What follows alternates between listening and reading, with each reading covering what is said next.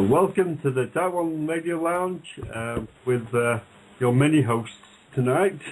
I'm Sonic. I'm Steve. Bye, Chick. I'm Vic. And today we have a very special guest. And we have Reset. And Reset from Minnesota. Hello, Reset. Hello there. Hello. And we have a very special guest, Lucy Wyatt. Hello, Lucy. Hello. Good to be with you. Yeah, welcome to the lounge. That saves the travel anyway. That's it, you're in the wilds of Ipswich there, aren't you? Which is on the... Are you in Ipswich?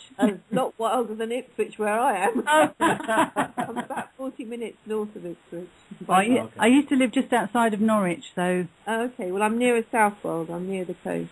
Oh, right. I could be camping down that way. Yeah, well I'm actually, I shouldn't really say this, but I'm very, very close to where the Latitude Festival happens. Sorry, the... Latitude Festival. Ah, right, okay. Is that Melden Hall? Yeah, there's a lot of air bases around that isn't there? There are some. No, that's at Henham. Henham. On the coast there. And Woodbridge. Yeah, Woodbridge. I'm 30 minutes away from Woodbridge. Yeah. Lovely. So, your book, Approaching Chaos, it's... we heard you speak, me and Vic heard you speak a few weeks ago in Brighton. Yeah, I enjoyed that. Unfortunately, there wasn't that many people there, though. Oh, I know. I think he was, well, it was all unfortunate, wasn't it? He was a bit let down by his co-organiser. I think you all made a valiant job, especially Andrew coming down after. Yeah. I know, gosh. Yeah, indeed. He's a trooper, as they say. Yeah. Yeah. That doesn't do him justice. To be honest, if you speak to 6 or 600, it makes no difference. Yeah. You know, it's all good experience. It's all good to get the message out. And look, you know, I met you lovely fellows, so, you know. Hey. That's right, and now the message is going all the way over to Minnesota as well. Oh, yeah. You know. Yeah, so, Lucy, yeah, I mean, that's amazing. Awesome, as they say. Yeah. Great, yeah. We got the number for the people to call in. We have the number, yeah. If people want to call in the show and talk to Lucy, the number is 649. Is that? 646 915 8020. And you can call in the Type 1 radio lines just like our good friend Swami has. Namaste, Swami. Namaste, Swami. Namaste. Namaste to everyone. I greet you all with great love and great respect. Good. You're sounding well, sir, after the...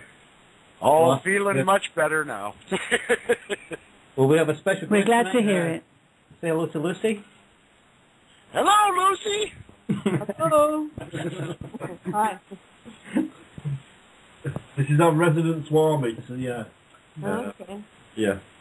So, Lucy, a lot of the what's involved in your book is you talk about the Bronze Age settlements and how the Bronze Age has influenced our past and our civilization.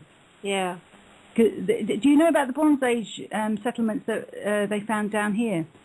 When I say down here, I mean in Sussex. There's a place called Chantonbury Ring. Oh, right. No, I don't know about that. It was... I mean, to be honest, when I'm talking about Bronze Age, I'm talking quite specifically about cities. Yeah. Whereas the stuff that's in Britain is slightly different. You know, it's the sort of the megalithic variety. Whereas what interests me are the origins of cities. Right. Which go back, you know, more than 5,000 years. And I go back to the end of the Ice Age and look at how cities came about. So I don't really personally quite understand quite how all that British stuff fits in, to be honest. You know, I wonder if there was maybe some sort of outpost, you know, for astronomical reasons that they built what they built. Specifically, we're talking about is definitely up on a hill out of the way. There's a couple of Right. Yeah. Cispri ring and Chantonbury ring. But remote assessments for astrological purposes. Yeah, like stuff Scientific. and things, you see. well, from reading what I read about Chantonbury ring, a lot of the phenomena and things which happen up there, I think, seem to be more linked with earth energies and not yet properly understood phenomena which come from natural earth energies, things like levitation or distortions of time and things like this. Right. Rather than because the Chantonbury ring it's kind of been linked with witchcraft and Wiccan or pagan rituals and things like this. Yeah. But I think, like I say, I think a lot of the mystery around it could be explained with a more in-depth analysis of the ley lines and the earth energies which are emanating from there. Yeah. Yeah, no, absolutely. But you see, the thing that I'm particularly interested in is how those earth energies and those ley lines specifically were manipulated by cities. Yes. Because I completely understand where you're going, what you're saying, and what I'm actually saying is that the origins of cities were actually shamanic, that pharaohs were shamans. Yes. You see, that's the kind of slightly different take on the whole subject to what people are normally saying. You know, people normally kind of think of hunter-gatherers and it's all nuts and berries and hedgerows and earth energies and all of that. Well, actually, there is a very, very sophisticated blueprint for a city that incorporates earth energies, that incorporates ley lines, that incorporates shamanism, and that's the bit of history that hasn't been discussed. And that's the model that I'm very interested in trying to prove, as it were. You know, that's where my research has gone. Yeah. And you were saying when we heard you speak that the development of the city sort of it emerged very quickly. Yeah. Established. Yeah. It doesn't seem that it was a gradual progression to the city. No. Like it was nothing and then the city.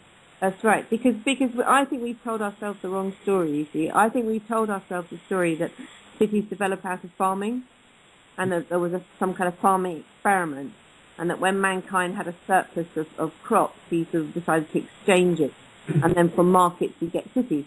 Well, if you look at the actual archaeological record, that's not what it shows. The origins of cities weren't markets; they were shrines, they were places of ritual. They were effectively shamanic origins. Yeah, they're certainly the most prominent. Sorry? They're certainly the most prominent buildings, aren't they? Yeah. Places of. So you suggest they're like spiritual centres? Sorry, what did you say? would you suggest they were like spiritual centres then? Well, I think there's a slight confusion over what spiritual means in this context, because we have become as a culture so divorced from nature and so divorced from all these sort of things. We tend to assume that spiritual means something where you have to sort of work on yourself and become more in tune and all of that.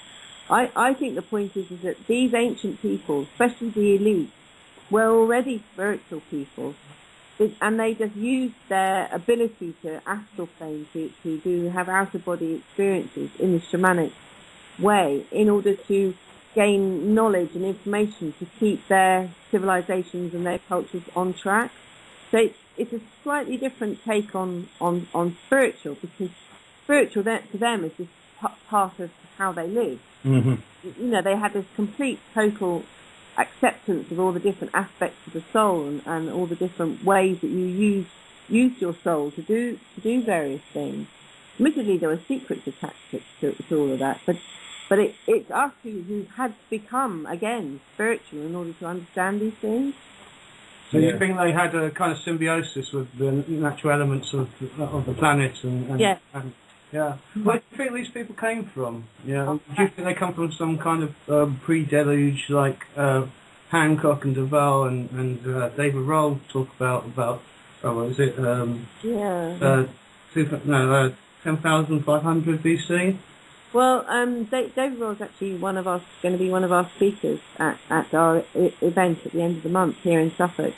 I mean, it's one of the things I decided not to explore too deeply, were the origins of the people, because there's so much speculation about that. And what I was more interested in was reinterpreting what's actually in the record, the material evidence that people can the evidence. Yeah, we like that on the lounge. We like the evidence. We like it. There's enough misinterpretation of the actual evidence that to warrant another look and to re-examine all of that without necessarily I mean, I do think there's a very strong case for saying that they were possibly a priestly elite, perhaps with those extended skulls, the elongated skulls. I unfortunately deleted that from an early draft of my book. Some friends of mine read it and got a bit spooked. But I do personally believe that was the case. And I've got Brian Forster coming over from Peru to talk about the Incas and the elongated skulls. He's going to be talking at our event, Eternal Knowledge, and at Megalithomania, if anybody's Because in Mesoamerican cultures, they actually try to emulate that with their children by bouncing their heads to their cone shape. But he's also got some evidence where it's genetic. It's not actually a deformation. It's actually that way. So kind of wacky. Akhenaten, yeah. Well, Akhenaten, but also going back much further. I think it's Andy Collins in particular who picked up some of the research to do with skulls that have been found in the Near East, in the Golden Crescent, north of Iraq. So that and the skull of or Tutankhamun's X-ray, they've got these very strange shaped heads. So I wouldn't be at all surprised if there wasn't some sort of elite that's been around for whoever knows. Was it Atlantis? I've no idea. Didn't you ask Andrew Goff, no? That's steady. There's lots of esoteric kind of writings that suggest that they have like older brothers, if you like, or wise people came from out of Atlantis and the Lemuria. Yeah. And that would be the priestry class, And Yeah. And the Piri-Reis map, Charles Hapgood goes into in his Secrets of the Ancient Sea Kings. That's right. Yes. Which is a fantastic book. Exactly. Indeed, and it shows the curvature of the Earth, the Piri-Reis map, which is apparently a skill that wasn't rediscovered until Mercator. I can't remember when he was, 17th century. I mean, much more recently, and the Antarctic without ice. But you've ice, which is ice, with a hole in it. Yeah. That's amazing. It's a great story, that one, isn't it? Hollow. Who was the captain that sailed up there? Admiral Byrd. Admiral Byrd. He's the one that supposedly found a garter. And it was eternally spring or something like that. The blossom was like 3 foot deep and all that. Some very strange things. What interested me wasn't so much that kind of phenomenological aspect, which is it's interesting. Don't get me wrong; it makes a very good book to read. What interested me in particular was trying to understand what the fundamental principles were of this culture, to reconstruct the blueprint. Because this is why I call my book "Approaching Chaos." Because if you take the proposition that we are possibly facing a near collapse or will happen to our own culture, our own civilization. If something, as I said in my talk a few weeks ago, something like the Carrington event happens where all our electrical transformers are blown in the grid because of a massive coronal mass ejection from the sun, then how would we rebuild? What would be the principles that we would rebuild on? And that's what interested me, because this goes back beyond Greeks and Romans. This goes back to the very essence, I think, of civilization, and including all those secret bits as well. And I think we need to really take that seriously, because we are going to have a coronal mass ejection at some point. So we do it's all very well having the internet and we can have these conversations from around the world, but we need to keep the knowledge not on a 0 and 1 situation. Well, I heard you saying as well, Lucy, that we should be spending money trying to rediscover our old sort of knowledge instead of putting, money into new things like CERN and stuff like that. And yeah, I mean, it's ridiculous, isn't it? Because, I mean, there we are, we've got these massive sort of energy problems, huge amounts of pollution, very fragile energy supplies, huge great crises. And yet there's that physical evidence staring us in the face, which is something like the Great Pyramid at Giza. And nobody's bothering to properly work out how they actually did it. I mean, it doesn't stack up that it literally doesn't stack up that it was thousands of slaves, because they weren't slave society for a start. The excavations of the pyramid workers villages have shown that. Yeah. And I don't believe they used hemp rope, to pull those massive blocks. And the granite for the King's Chamber came 500 miles from Aswan, from the quarry of Aswan. So, and that wouldn't the King's tomb or whatever is in there, that doesn't actually fit through the door. It's bigger than the door, isn't it? So that's been there. They built it around it. Yeah. And there's huge sheets of mica as well, aren't there, within some of the pyramids? Some of them, yes, exactly, and hidden. Yeah, and it's very fragile. So how did they move these huge just sheets of mica to get them made? Yeah. Indeed. No. They floated them there, they levitated them there. Well, they certainly did something. Well, absolutely. I mean, we just don't have respect for the past. We think they're pagan, primitive idiots. Yeah. And we're still very stuck in the 19th century concept of progress, whereby we are the most highly evolved. Yeah. That whole kind of Darwinian. I mean, don't get me wrong. I think Darwin was quite useful in some of the ways he undermined the church, but there's still a very 19th century attitude towards we are somehow the best, therefore we can dismiss the past. Yeah. Do you think we've been intentionally disinformed? No, I don't think we've been intentionally disinformed. This is another thing where I'm counter-culture, even the controversial culture. I'm counter, because I don't believe that. I don't believe that they have the knowledge to know what they're stopping us from knowing. I think there's just been a general darkness. And so do you think that they're playing on the fact that the people think that they're being disinformed to big up their own case? Because I mean, do you concur that there is a certain member of the population on this planet that are steering? Well, there's certainly a lot of occultism around, isn't there? Yeah. Hidden. They may not know what they're working with, but they're definitely working to some sort of agenda. Well, possibly, but my personal experience of having, been around certain kinds of people in certain contexts is that I don't actually think there's anybody that is that clever, and the very clever people that I know also don't think that there's anybody that clever enough. I think that what there are competing groups.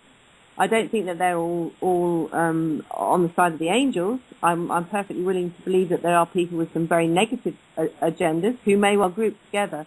But I don't believe that they are sufficiently powerful to be able to control anything. The proof is in the pudding in the thing that they have to have something like CERN to do something externally with scientific methodology and technology. That the wisdom actually is encoded in all their symbols that they worship, or that wisdom is encoded there, but they have to externalise it with science.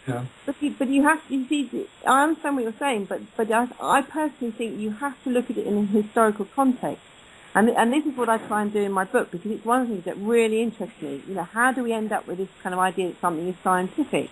And what is the difference between objective and subjective and the Cartesian split? It's something I do look at very, very seriously, because I think we have been so brainwashed. And I think what you have to remember is you must not forget the power of the church. We have, and I think when you said earlier, have we been deliberately disinformed or misinformed? I think the point is that all the secret knowledge from the time when Egypt came under attack from the Indo-European tribes, from about 600 BC onwards, they started to gradually withdraw. To begin with, what they did was teach the Greeks as much as they could, and that's why suddenly, at around 600, 500 BC, suddenly the Greeks know everything. They know all about mathematics and geometry and geography and medicine and all the rest of it. But what the Egyptians were particularly frightened of were the Romans. They did not want their knowledge falling into the hands of the Romans.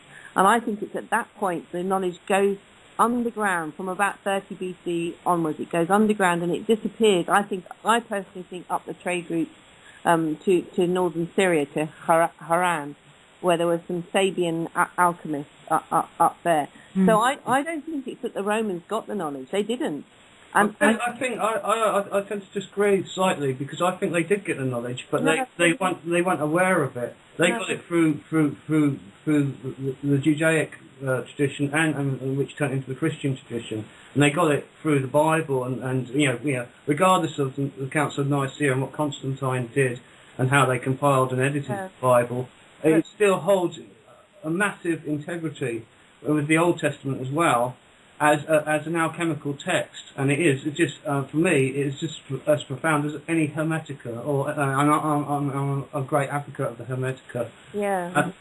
And if you know how to read it, it's there. I believe it's actually encoded in every single story throughout the Old Testament, through Genesis, and the story of the flood, right up to the crucifixion. It's all alchemical, and it's all teaching a science. But the actual Roman Catholic Church have forgotten that. They're wrapped up in the symbolism and the esoteric meaning of it. But it's still a very superficial thing.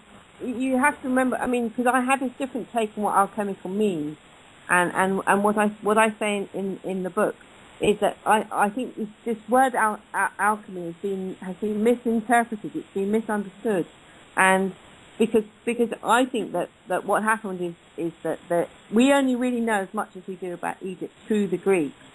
And I think the Greeks saw aspects that they assumed was alchemy, because I think they witnessed the preparation of the substance, the preparation of the philosopher's stone, which could have been monatomic gold. I think they witnessed that, and I think they thought that's what alchemy meant.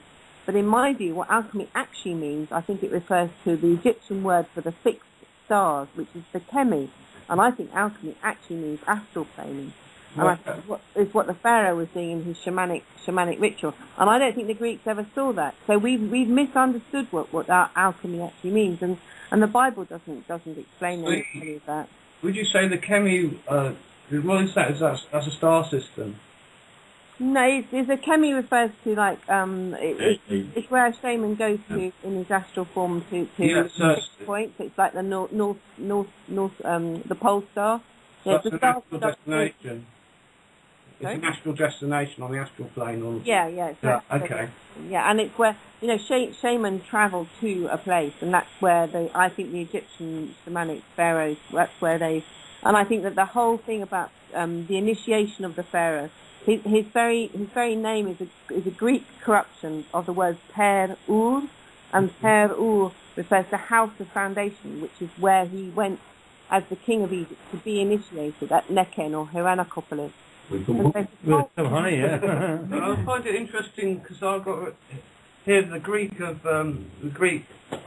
is chimia.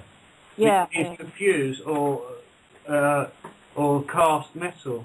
Yeah, sure. And then the pharaohs, the great house. Well, that could be related to the house of God, which is we're using symbolic. If you place an owl in there, which is another letter of God, you've got gold. So that's the good, gold. And it's a temple. It's a physical vehicle, which is a car, which holds, as you spoke about, holds the vital body for astral projection, if you like. Yes, yeah, and the bar, don't forget, and the fact he's combining. The bar, sorry, the bar's the astral body. A car bar, The car's the vital body. Yeah. It was interesting what you were saying about when the good old Blighty was plundering Egypt, and they misread or they misinterpreted the journey of the pharaoh. And Petrie and the coffin text, the pyramid text at Saqqara. Yes, because I mean, this is another 19th century thing, isn't it? Whenever you're talking about soul, you assume somebody's dead. And in fact, there's an Oxford academic called Dr. Jeremy Nadler who has published a book on the coffin text as being shamanic wisdom of the pharaohs. And that's my source for that. I mean, I'm just putting together pieces of a jigsaw puzzle that to me all make sense. And he describes the language in the coffin text as being the same as the kind of language used by shaman all over the world. You know, it talks about rising up on a ladder, flying up as a bird, all this kind of thing. And so that to me is just another thing that reinforces it all. And also how I interpret the role of Hathor, the cow goddess, who is the goddess to do with the nurturing of the pharaoh's soul, and her other name being Nubit, which is the golden one. And if you go to her temple at Denver on the Nile, on the back outside of the back wall is the hieroglyph for gold. And if you go down into the crypt at Denver, that's when you see those extraordinary light bulb type images. Oh yeah. In bas-relief, you know. They're amazing, aren't they? With the cord coming off it. That's another thing, Lucy. Oh, sorry.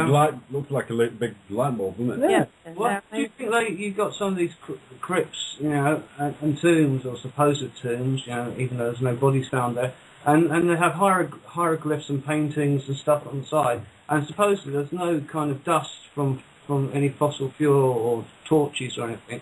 Yeah. How do you explain that they painted in the dark? I mean, it's an elaborate mirror system, but like, you know, that's unlikely. I think they plugged the light bulbs on there. Yeah, I think they knew how to generate something. I mean, you know, Christopher Dunn's written that whole thing of Giza as a power plant. Yeah. But I personally think that Chris Dunn, although I really respect his work and take what he says very seriously, I personally think he slightly appreciates the ritual aspect of things. You know, their desire to create an electrical field for practical reasons to create the astral, to help create the astral plexus effect.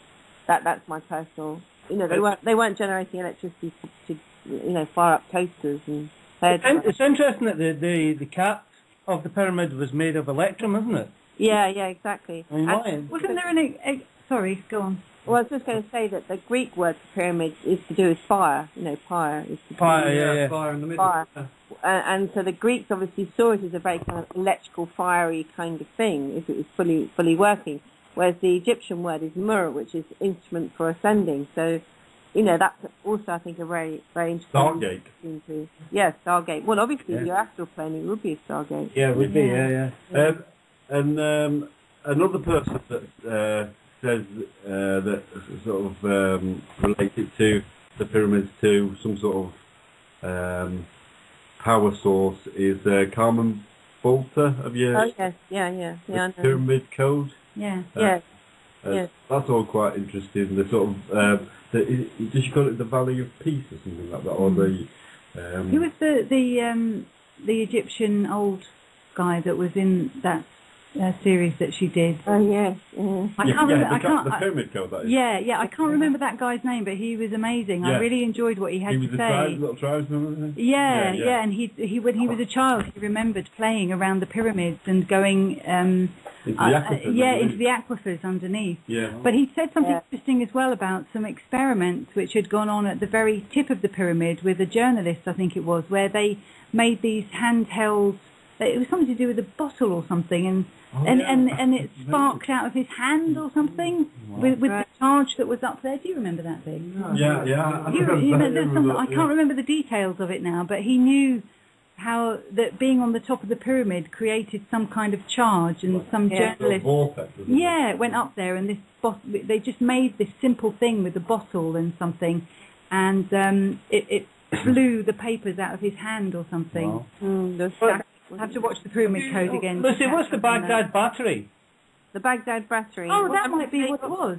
Well, they obviously knew how to electroplate, didn't they? Because you look at their jewellery and things. So that was a very low charge, the Baghdad battery. You couldn't do very much with the Baghdad battery. I personally think I go down Chris Dunn's kind of. I like his idea about the Helmholtz resonators in the Grand Gallery and the piezoelectric properties of the crystal in the the quartz in the granite in the king's chamber. And the fact that the Hebsed, because what I talk about is the Hebsed festival, and that's the time when the pharaoh is ritually buried alive for 3 days. Yeah, that's hardcore. That's very hardcore, yeah. That's commitment, isn't it, of the king? and that either took place in a sarcophagus of granite or alabaster, or on a golden bed. And you can see Tutankhamun's Hebsed festival bed in the Cairo Museum. And gold, of course, is a good conductor of electricity. So, I think also when they're he puts on the Kenny garment over his chest, and he participates in the Wapawet opening of the mouth ceremony. I think that's to stop him swallowing his tongue. In sort of quite a few on that. Well, I'll talk about that later. That's a bit like the Van de Graaff machine. You touch the bit of wood. And they wet it, so the current goes through you, but you're insulated, so you're not on you're not ground, so it goes all the way through you. Well, in our school we stood on a polystyrene box. Wet with dust. So the thing that the pharaoh puts on there, that could be like an insulator, so he doesn't get electrocuted. Yeah, exactly. Because I think it's very like the ephod, which is what the Levite priests wore when they were handling the Ark of the Covenant. Oh yeah, yeah. I think there's a lot of parallels there, and I think he's trying to protect his heart from having. And wasn't there? I remember reading in one of Sitchin's books. He talked about some one of the maybe I don't know, one of the lady. Enlil, not Enlil, that's one of the guys, Lilith maybe. She had this sort of big cage around her. Similar idea. Like a Faraday cage. Well, it's quite possible. I mean, the point is that I think that they knew more than we realise. And one of the things that I look at is this role of another name for Thoth, which is Jehuti, the whole connection with Jed and the Jed pillar, and the idea of cosmic vibration. And if you look at the structure of the king's chamber, the fact that it has these beams that are hidden above, with gouges taken out of them. And if you look at that as a cross section, it looks very much like the shape of a Jed pillar, which I think was something possibly to do with vibration. I think they had this profound understanding of vibration and frequencies at a very, at a subatomic level. It's my own personal feeling about it. Yeah, they'd definitely be more in tune with it, wouldn't they? Yeah. Choose. Didn't they wear those hats that were like a skittle? Didn't they have something to do with I think I remember reading in Graham Hancock. Yeah, when they wore those hats that looked like a big skittle. That there was like one you'd fall over. They were conducting some kind of perhaps some kind of electrical force, or they were transmitting something into the brain or something, because it was causing great pain to them in the text. Right. He was revealing something about that they were causing great pain. Right, that's quite possible, because they have those very strange antennae that come out, and little spiral. If you visualise that, like a little rod that comes out of those crowns. Yeah. With a spiral on the end. Yeah, I think it was a snake. What they were up to. No, it's not a snake. It's a little thin rod. Right. So it doesn't look like a snake at all. Yeah, that's what I thought it symbolised a snake. So, Civilized is something I can't remember what. So after this knowledge sort of made its way to the Syrian area, where do you think it went next? You were saying that maybe had some Celt influence. Well, you see, I think the point, the Indo-European thing is really, really interesting. It's something that I look at in great depth, because it's also something that I don't think anybody else has picked up on, which is I from the evidence I've worked out, I think that the civilizers, the Sumerians, had direct contact with the Proto-Indo-Europeans in their homeland, and that's before the Celts split up with the Romans and all the others, because there's this idea that certain Indo-European tribes once lived together. So Indians and Iranians and Celts and Greeks and Romans and all the rest, and all once came from the same homeland. Are you all familiar with that concept? Yeah.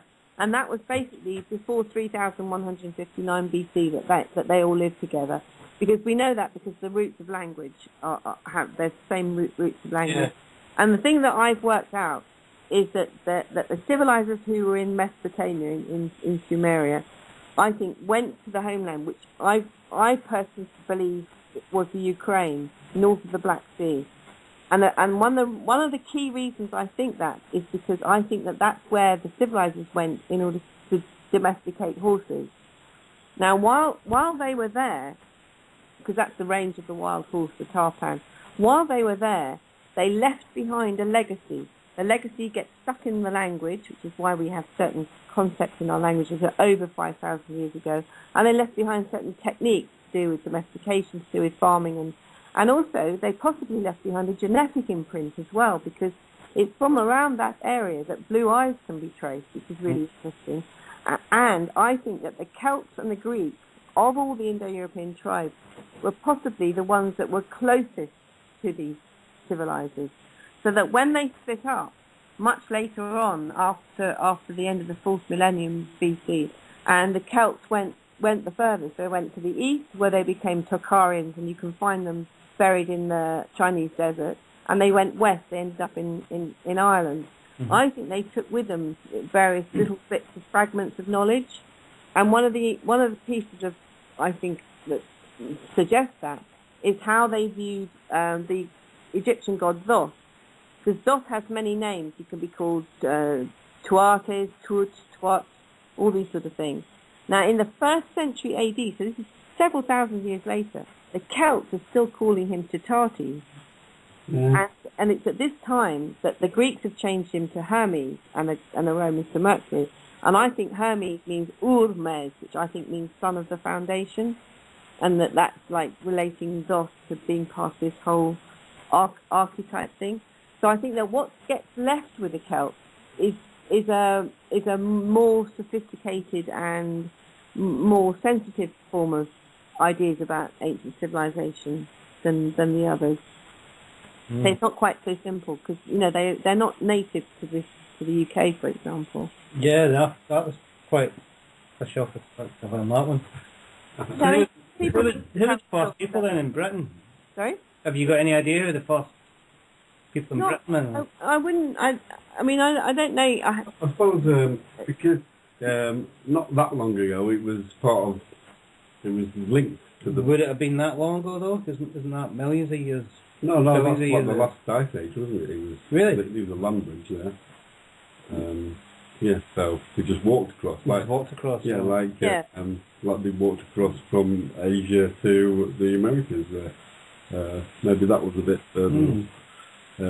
Well, before 6000 BC, they were able to do that because Britain was still joined to the continent because the sea levels were so much lower because of the coast.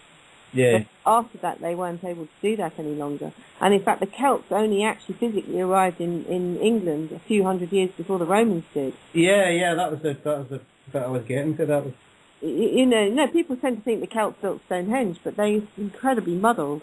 And I think that why it doesn't resonate with people, and people feel that they've been here a lot longer, is because I think the difference is if you trace your mitochondrial DNA, your maternal line, then you probably have been here since well into the Ice Age.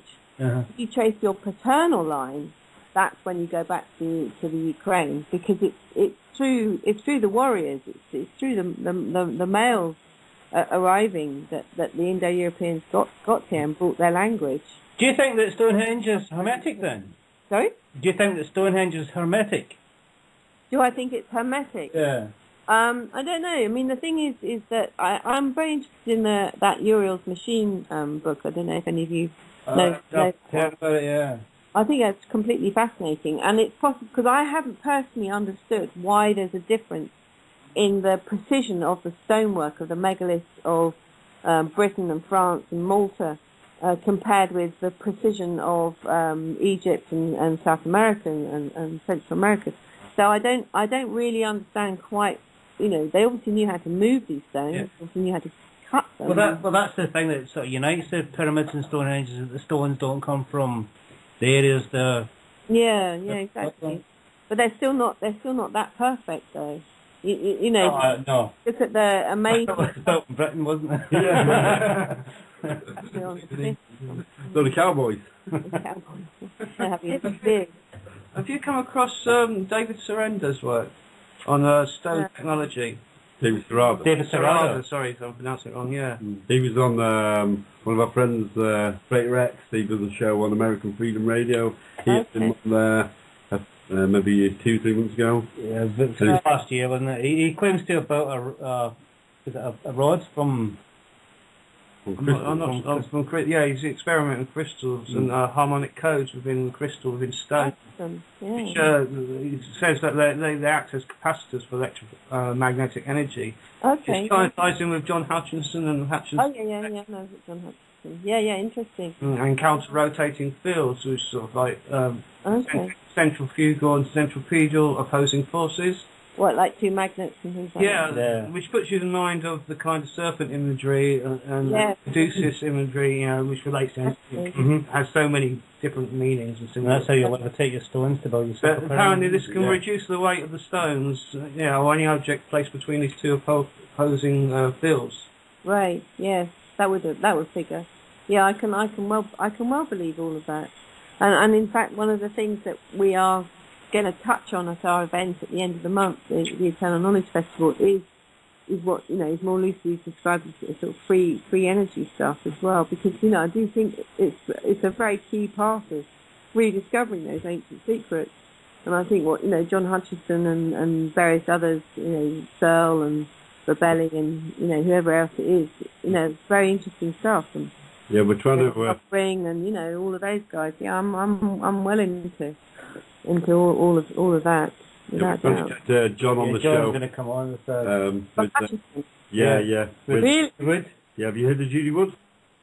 Do I think he'd come on your show? No, he is coming on with Judy Wood. With who, sorry? Judy Wood. Oh, Dr. Judy Wood. Yeah. Oh, okay. Yeah. She's a friend of the lounge as well. So. Yeah, she's been on a couple of times. Oh, right, brilliant. Amazing lady. She's I can believe that. Yeah, I've heard her being interviewed.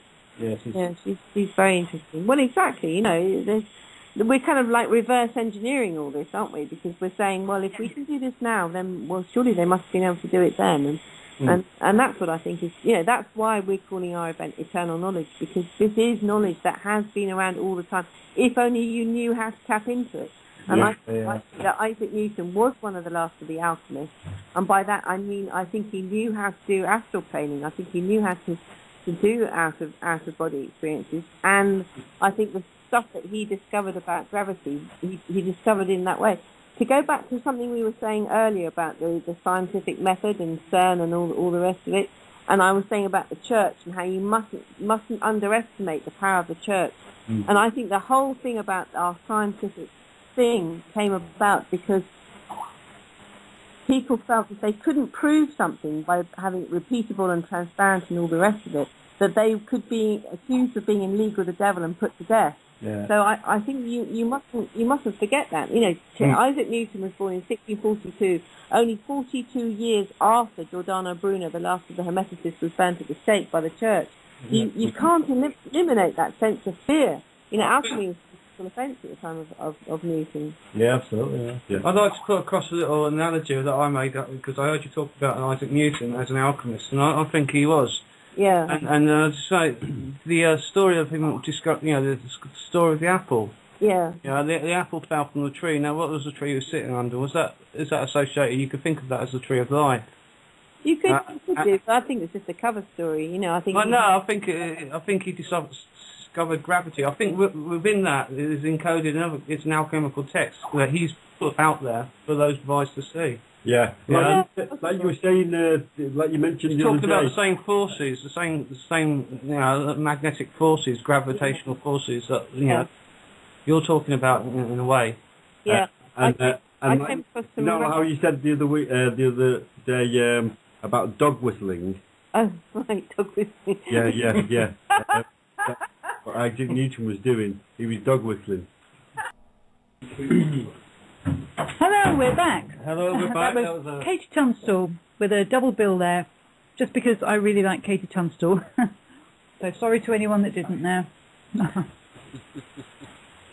So Vic, come back over here. I think you've got some more questions for Lucy, haven't you? No, going back to David Serrado. David Serrado? Yeah, he's worked on the stones and the stone technology.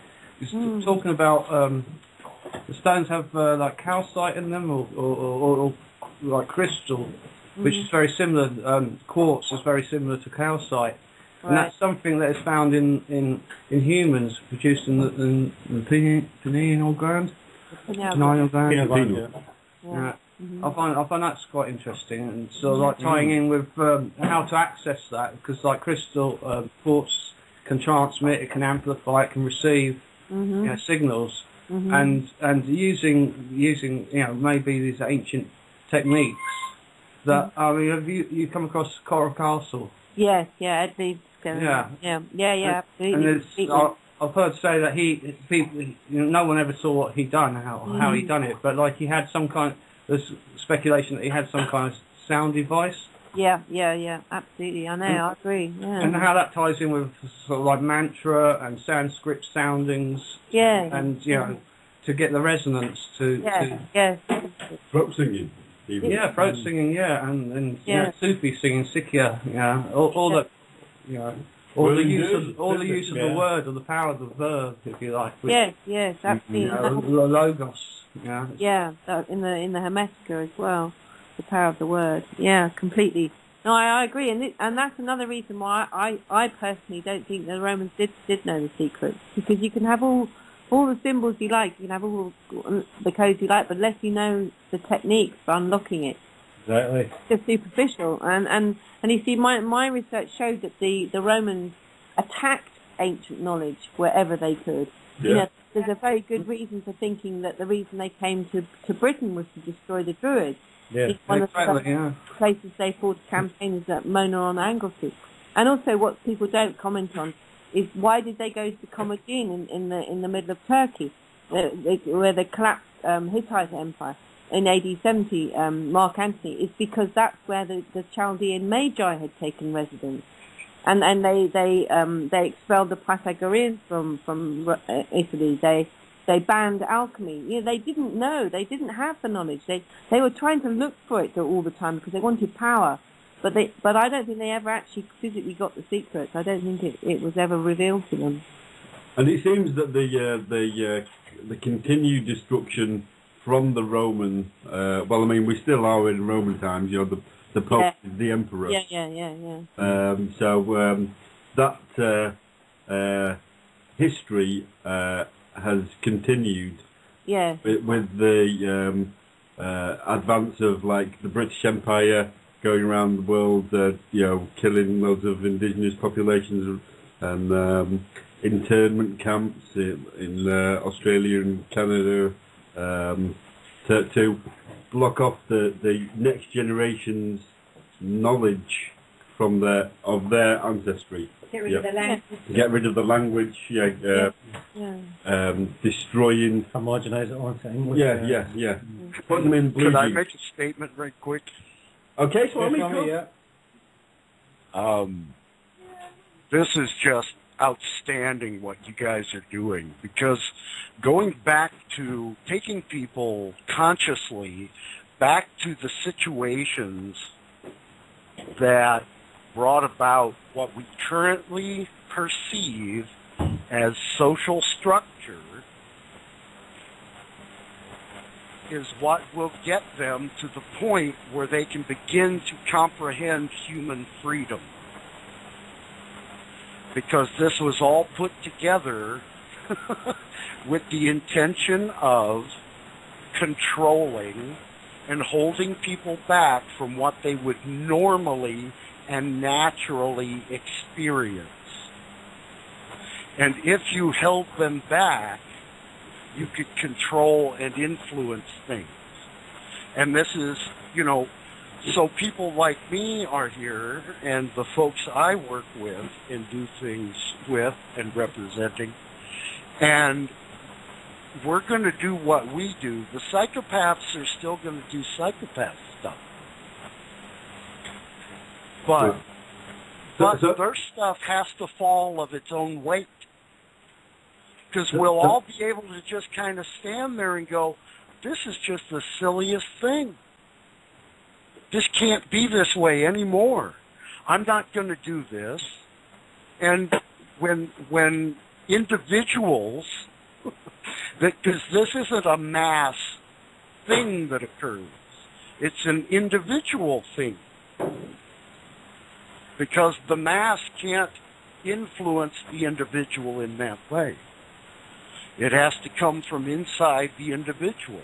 And then you'll see, oh, look at that. It was right there. You know? And Yeah, I agree, Simon, because so many of us who are in, very sometimes stressful and influential positions at this moment,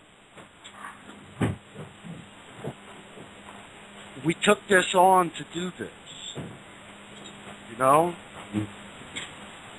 And learn what we already know. there's a bunch of us that are going to get the crap scared out of us in one way or another. So what? That's not what we're here to be scared or not scared. It's the vibrational frequency influence that individuals can bring into the mix. And that's what starts changing things. Because they don't have that. They can't control that. Yeah, so they have to control it on their terms. So that sort of relates to what Lucy's saying, that they didn't have the knowledge, so they were getting rid of No. They got to a point where there was some power and influence and that sort of thing, but that is a very limited state. It really is. It seems like something else from below, but when you know how it works, it's not a big deal, and it's a limited time function. And it is highly karmically loaded. It never works well. It's repeatedly done by those who would seek to control others for their own benefit. Yeah, I agree with that. Yeah. I think it's interesting what you say, Lucy, as well about the structure of cities and the energies that are drawn within cities. I was recently speaking to a man called David Cowan. Don't know if you know that name. He's written books about ley lines and earth energies. I think I have come to see. Yes, with his wife Anne or something. No. No, I'm thinking. Well, that's a pseudonym. That's a made up thing. Oh, okay. Well, I don't know. Yeah, but I think I know this isn't it. But yeah, I mean, I completely agree with what Tommy's saying because it's like that old paradigm is now falling apart.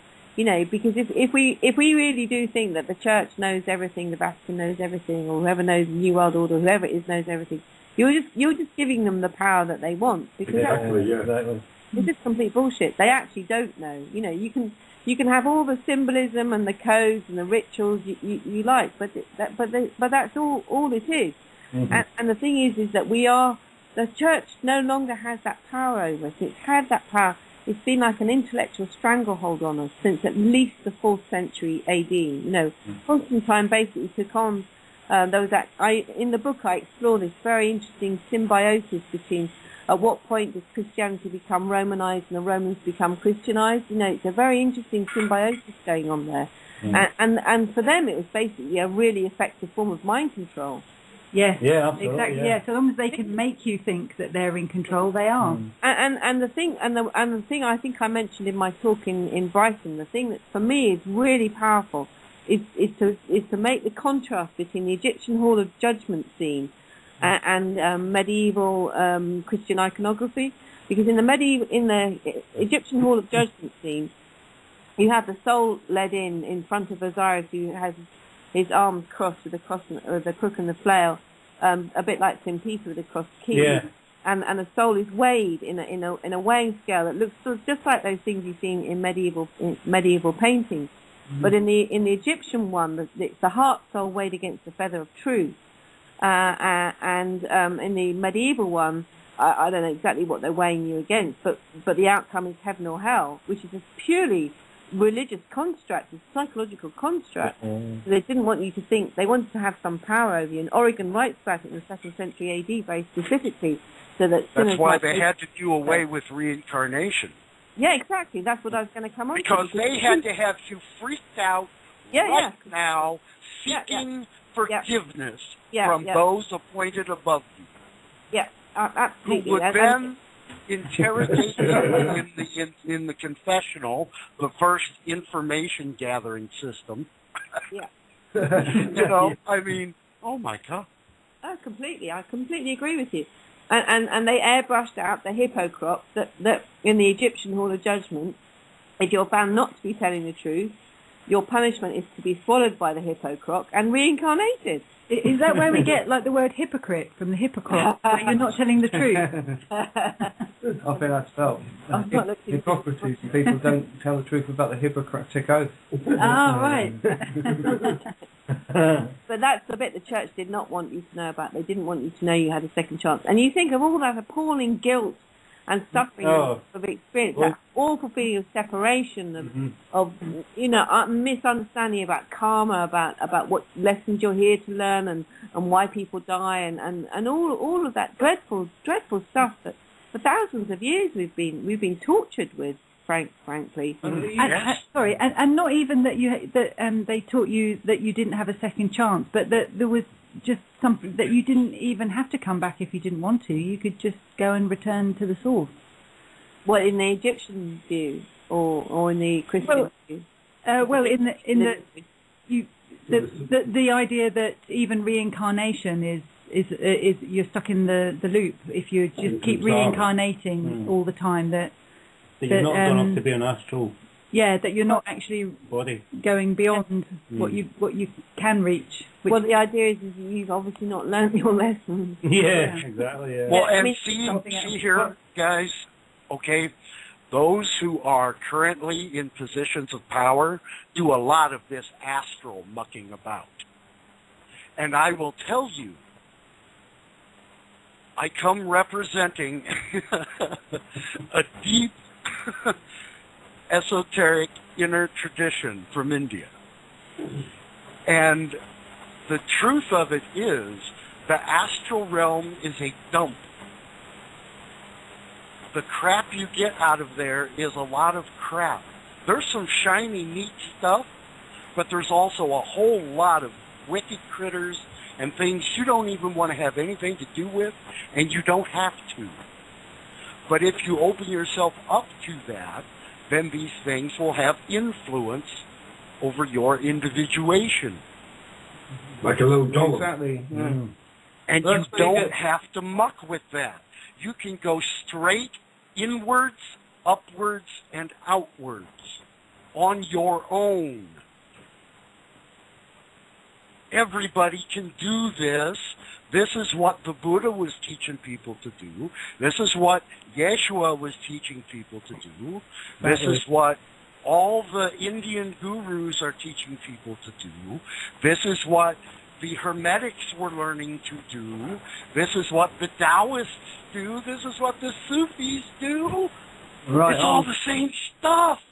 We got to quit fussing about it and keep doing it. And then we are the transmitters of that better frequency, and then subtly influencing things in a far more effective way than we can through just the individualized mind and physical senses.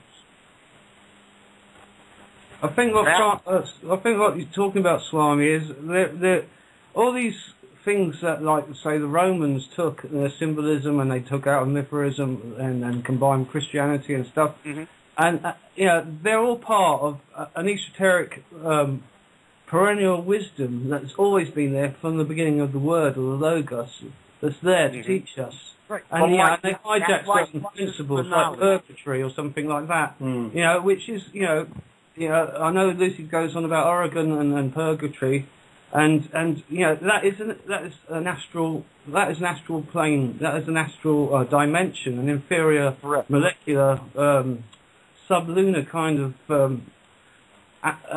dimension. Call it whatever you will. Limbo. It comes from limbo. It is, and it will hold only those who vibrate at that frequency at the time of their physical passing. The Karmaluka, you know, the desire body. Exactly. So they take that and then they turn it into hell and you know, retribution. You know, when actually it's not. It's you know, a condition of purification that we have to go through. Shaitan, the Hebrew word that has become Satan now, refers to, in Hebrew law, the prosecuting attorney. The one who brings the trouble. Well, yeah, well, that's another mark of Rome, isn't it? Yeah. Well, that moved Melchizedek. That wouldn't be Melchizedek, would it? No. Melchizedek was something different. That's I know they have again, duchies, Melchizedek judge. all these Melchizedeks, Jesus, Buddhas, Lao Tzu, Rumi, Eckhart Tolle, David Icke, these guys who have had really strong identification with wholeness as opposed to separation. They can't really tell you how to do it.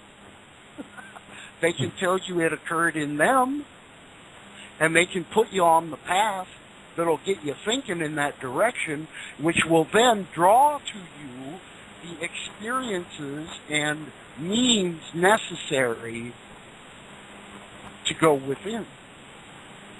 Well, the point was that you put yourself on the path.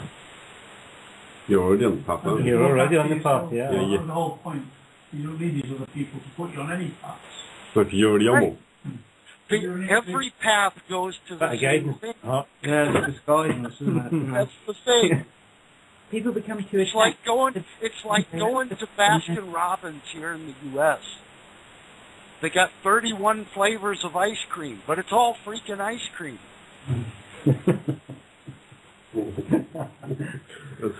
And you can try everyone. You can try everyone. That's right. So why would you camp out at Baskin Robbins and go, I'm going to kill the next sumbitch who comes in here and orders me a chocolate chip because I don't like them. Wow. Where'd that come from, Scotland? We all just want to dig on some ice cream. Let everybody dig on their own ice cream. So what? Smoke weed every day. Where'd that come from? Sorry, we're a little bit anarchic on this show. Yeah, silly, Throwing off this ridiculous multiple systems of control is of the highest calling. And it doesn't matter in which of any of a million possible ways you might carry that out. But when you do it, and you know you're doing it, you intend to do it, the waves just seem to come along that'll just push you in the right direction. It don't always seem to be the direction you want to go, but you'll go. Lucy, I'll bet you had some synchronistic occurrences involved in your effort. Yeah, I was very helped, very guided.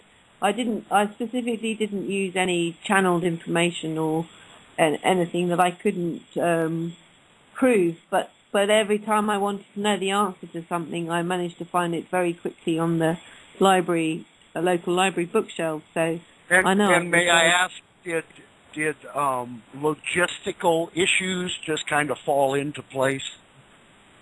Yeah, pretty much. Yeah. Or did they require a big deal of work? Well, it was a bit of effort. It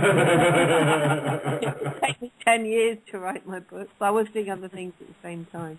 Do you want to tell us a bit about your ancestors? My ancestors, yeah. Well, The reason I mention my ancestors at all is because, just to say that I've come from a line of free thinkers, really, and I'm quite proud of the fact that one of my ancestors did hold the same Lucasian chair of mathematics as Isaac Newton and Stephen Hawking. Yeah. But that was in the 19th century. It'd be nice to think that genetics could come back, but I don't know. You mentioned about you had to be from the church to get that seat. Was that in the same sense as your ancestor? Be a member of the church? Yeah. Well, you mentioned about Isaac Newton having to suppress his alchemy work. Yeah. Because of his, you have to be in the church to basically get your seat. Yes.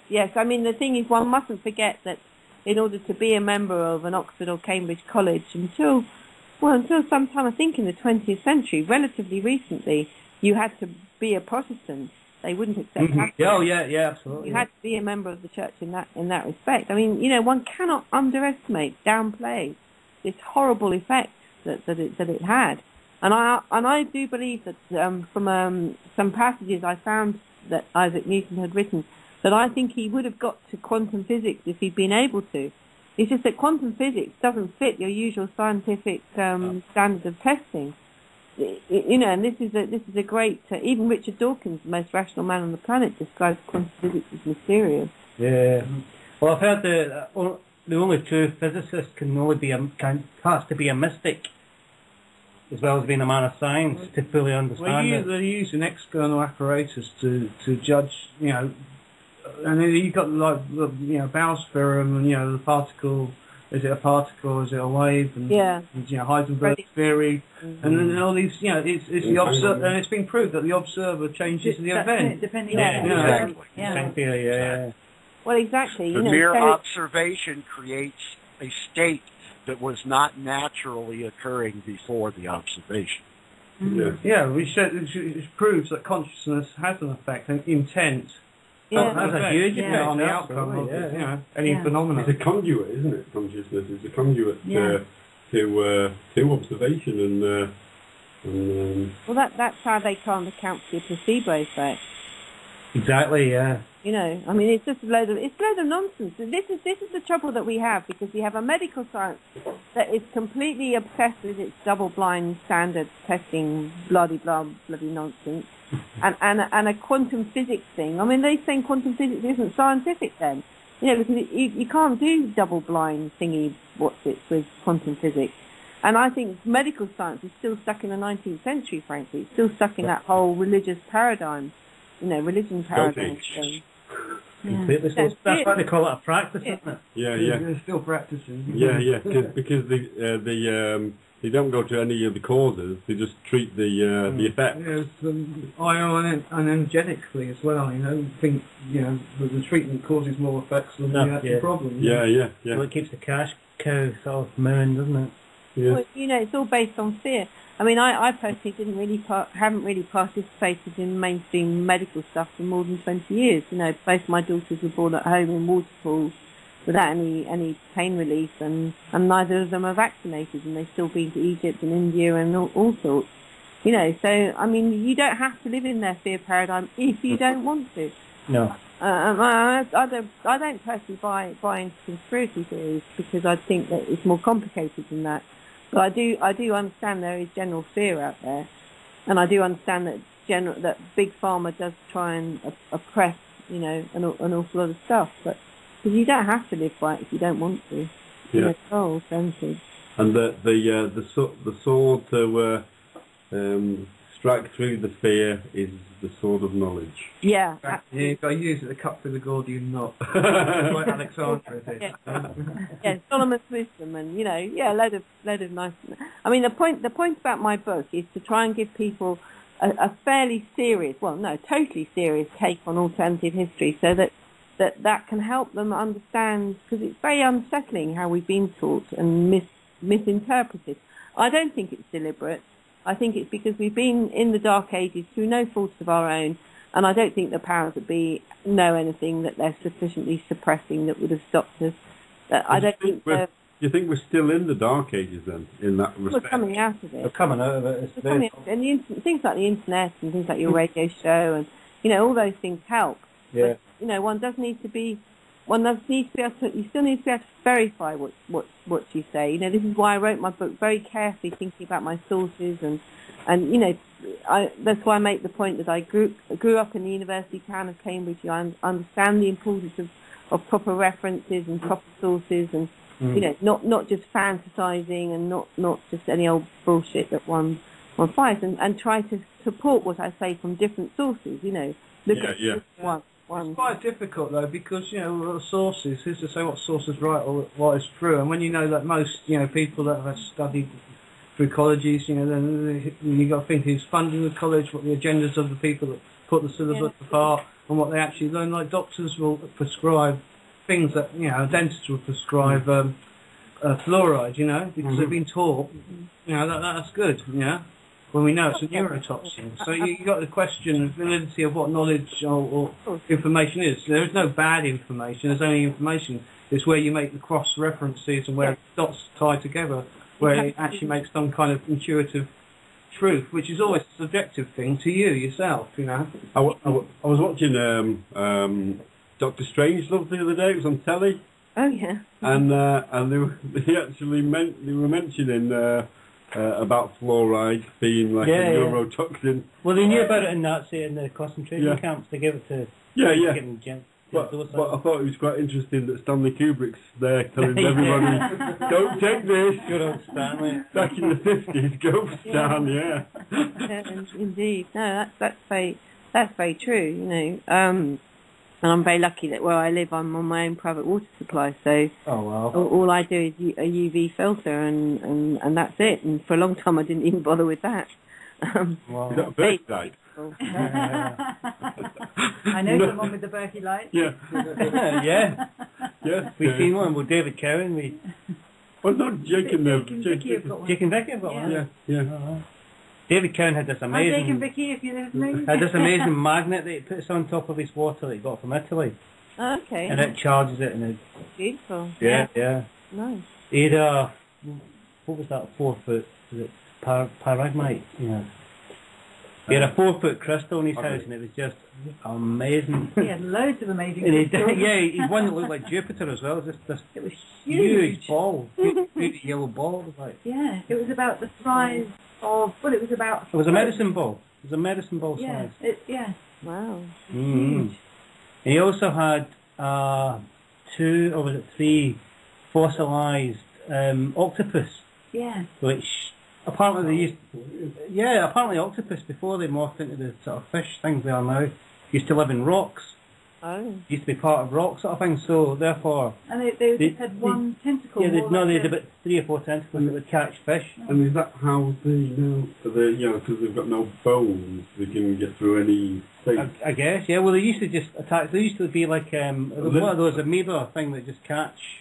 Particles in the water. Oh, right, okay. There used to be bigger versions of them. Right, okay. And most of them just turned to stone. That ties in with the evolution of consciousness in the esoteric teaching of mineral kingdom, animal kingdom, because then you got like coral as well, which was living creatures. Exactly. It's mineral and matter and animal in one kind of more metamorphosizing. Yeah, because rocks and minerals all have their own resonance as well, and I mean this is something which David talks about, is measuring the resonance of certain types of rocks. He coming on the shows? And yes, David will be coming on the show when he gets Skype. Yes. He's just got some mad. You can do crystal stuff, but not Skype yet. Yeah. Well, he is 76 after all. Oh well, age is no barrier. No, well, he broke his neck 2 years ago. He had a very serious car crash. Yeah, he still walks mountains, tracking the ley line. Absolutely incredible. Not so much as he used to. He gave us a quick lesson on how to dowse as well, which was, if you like tangible things in front of your eyes, go to this guy, because he was it just worked. Yeah. Immediately. Yeah. He showed us how to hold them. He said, look, you're picking up on a line there. There's a coil right here, feel this, and we're like, whoa. Yeah, he had that huge copper coil, didn't he? Yeah. We could pick up the energies from that. Right. I wonder if you can pick up the energies on the copper coils in the Mogan. I'm sure you can pick up energies on anything. You can do dowsing over food. well, actually, not so much dowsing. That was more with it was a pendulum. That was the pendulum. He had this chart thing. It was almost like a cribbage table, you know, when you move the pegs on cribbage when you're playing cards. Right. And it was he's on some kind of drugs for his condition or whatever it is, and he put one of the pills on the end of this thing, and then put his dowsing thing above it. Is this good? Yeah, is this good for me? And it went anti-clockwise, which means no. That's a form of kinesiology, isn't it? That's right. That's what it is. Yeah, it's really interesting. Yeah, no, I had direct experience of that. Mm. Your body doesn't lie. No. Yeah. It's true. Something that he was talking about that I was trying to come to earlier was that he was saying that where out in fields and around the country and around the world, you come to standing stones, and the stones are giving off an energy and transmitting an energy. He was saying that buildings can have the same effect as well. Right. So, and he was saying in cities, where you're placing the buildings, especially in relation to where lays are formed, they're going to have an effect. They're going to attract the energies or channel the energies in a certain way. Yeah. And they're basically like massive acupuncture points. They're like huge acupuncture things. Yes. You know, that's the role of the obelisk, and that's the role of the dolmen, and all those standing stones. That's very true. We've got the chairman of the British Feng Shui Society giving our first talk at our event. Yes, I'd be very interested to hear what you have to say. Because I've never really gone into Feng Shui in a very strong way in this country, because I've always felt that it was a little bit of a kind of interior designed for the middle classes kind of concept over here. It was you know, here's this incredible Eastern knowledge that's reduced to where do I put my pot plant.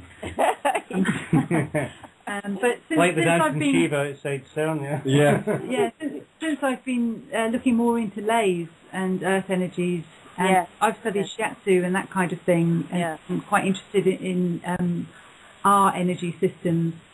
How more the earth energy systems. I'm now want to sort of look more into how Feng Shui is actually working without being so cynical about it. He's going to make a comparison between Feng Shui and Vastu, which is the Hindu version. Right. Pretty interesting. Yeah. Now, another thing that I do is I'm actually a trustee of something called the Gatekeeper Trust, and we are organised all over the country. I look after a bit of the East Anglia, and we do pilgrimages on energy lines, on solstices and equinoxes. Yeah. I do think it's really important stuff, and to re-energise all those ancient sites like you were talking about, the one near Brighton. Yeah, You're a bit of a druid on the sly, are you? I wouldn't go that far. That knowledgeable. What about a shaman? I can't do the math. What about a shaman, Lucy? A shaman? No. I'm a cultural historian. I only write about it, and I've never taken ayahuasca, and no intention of doing it either. I'm happy to leave that to the experts. Thank you very much. I think that's a good idea. As you've mentioned a bit about the festival there, why don't you tell us some of the other guests speakers that you've got there? Well, indeed. Well, basically the whole point, we're calling it eternal knowledge because, as you were saying earlier, there is that perennial wisdom, the perennial philosophy, and Isaac Newton called it the Pristia Sapientia, and we think it's timeless, and we think it relates to the ancient cities. And so we're going to look at it as in a holistic way as possible, which is why we're taking very practical things like agriculture and going all the way through the energy system, if you like, up as far as free energy and electrical, etheric stuff as well. So we've essentially got six main categories. So we're going to look at the historical context. We've got David Rogg coming over to talk about Egypt, Brian Forster flying over from Peru to talk about Inca, Gary Biltcliffe is going to talk about Etruscans and Italy, and also Etruscans in this country. It's kind of interesting. Marilyn Waymond is going to talk about Minoan Crete. So those are our four historians. And then we're going to talk about agriculture. Did they deliberately use copper tools? to produce food, and this is before the Iron Age. So Jane Cobbold is going to come and talk about the use of copper in gardens, and Yannick Van Doorn is going to come over from Belgium to talk about electro and magnetoculture in food production. He works with farmers, and he uses electricity and antennae and pyramids and things like that to increase soil fertility without any artificial fertilizer. That's mad, though. You say pheromones? Yeah, I don't know exactly. I'm really looking. Great. You're off the spectrum. By that one. That's very interesting about the copper thing as well. I was looking at that lady's website. Yes. And Stahlberger and all that. Yeah, a lot of the comments that come up about when you're using copper implements digging your garden, you get the slugs and the snails don't seem to like it too much. But did you see one? I don't know if it's on her site, but one of the reasons why they think that's the case is because when you use iron tools, you're breaking the electrical circuitry. So the little cells are mending it. Yeah. And with copper, there you're not interfering with the electricity in the same way, the magnetism or whichever one it is. Right. They don't bother. You see, they bugger off to somewhere else. So it's kind of cute, that, isn't it? I like that. Yeah. So we're taking very, very practical stuff, and then we're going to look at earth energy, feng shui, and geodesy. We've got someone talking about sacred Nick Marchment, the lovely Nick Marchment, who no doubt has been on your show. He's and it ought to be. No, we haven't had him on, but I've actually uploaded his videos.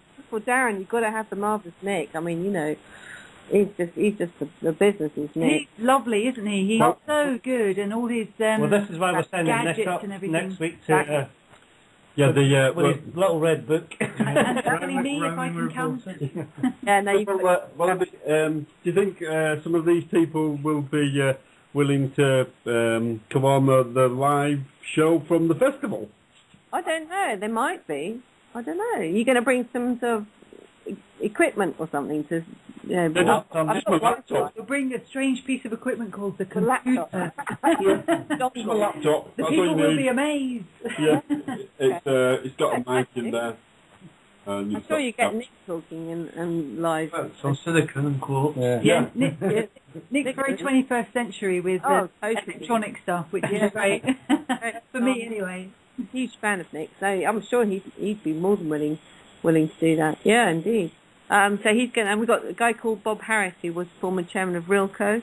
He's going to talk about his earth domes. Not Whispering Bob Harris. No, Whispering Bob. No. You're all far too young to remember. Yeah, showing our age now, aren't we? We're not that young. We're not that young, Lucy. Why don't we sound it, because we're so stupid. Yeah, well, you know, old grey whistle test and all that. Yeah, these are all a lot older than me. Is that right? You're the yeah, Nick is young. Yeah, he's a baby. The babe. You're the babe, are you? Yeah. Well, no, the other Bob Harris. Yeah, so he's going to talk about Stahlberger and principles to do with building, and then we've also got people talking about tarot, because I see that as hermetic wisdom. A big theme of the conference is going to be the hermetic wisdom. So Maria Wheatley's going to come up. You ought to get her on your show. She's fab. She does lots of tours of dowsing around Avebury and places. And she's totally cool. So she's going to do a workshop on the tarot. I've got something completely fascinating. A guy called Graham Tobin. He's going to talk about horary.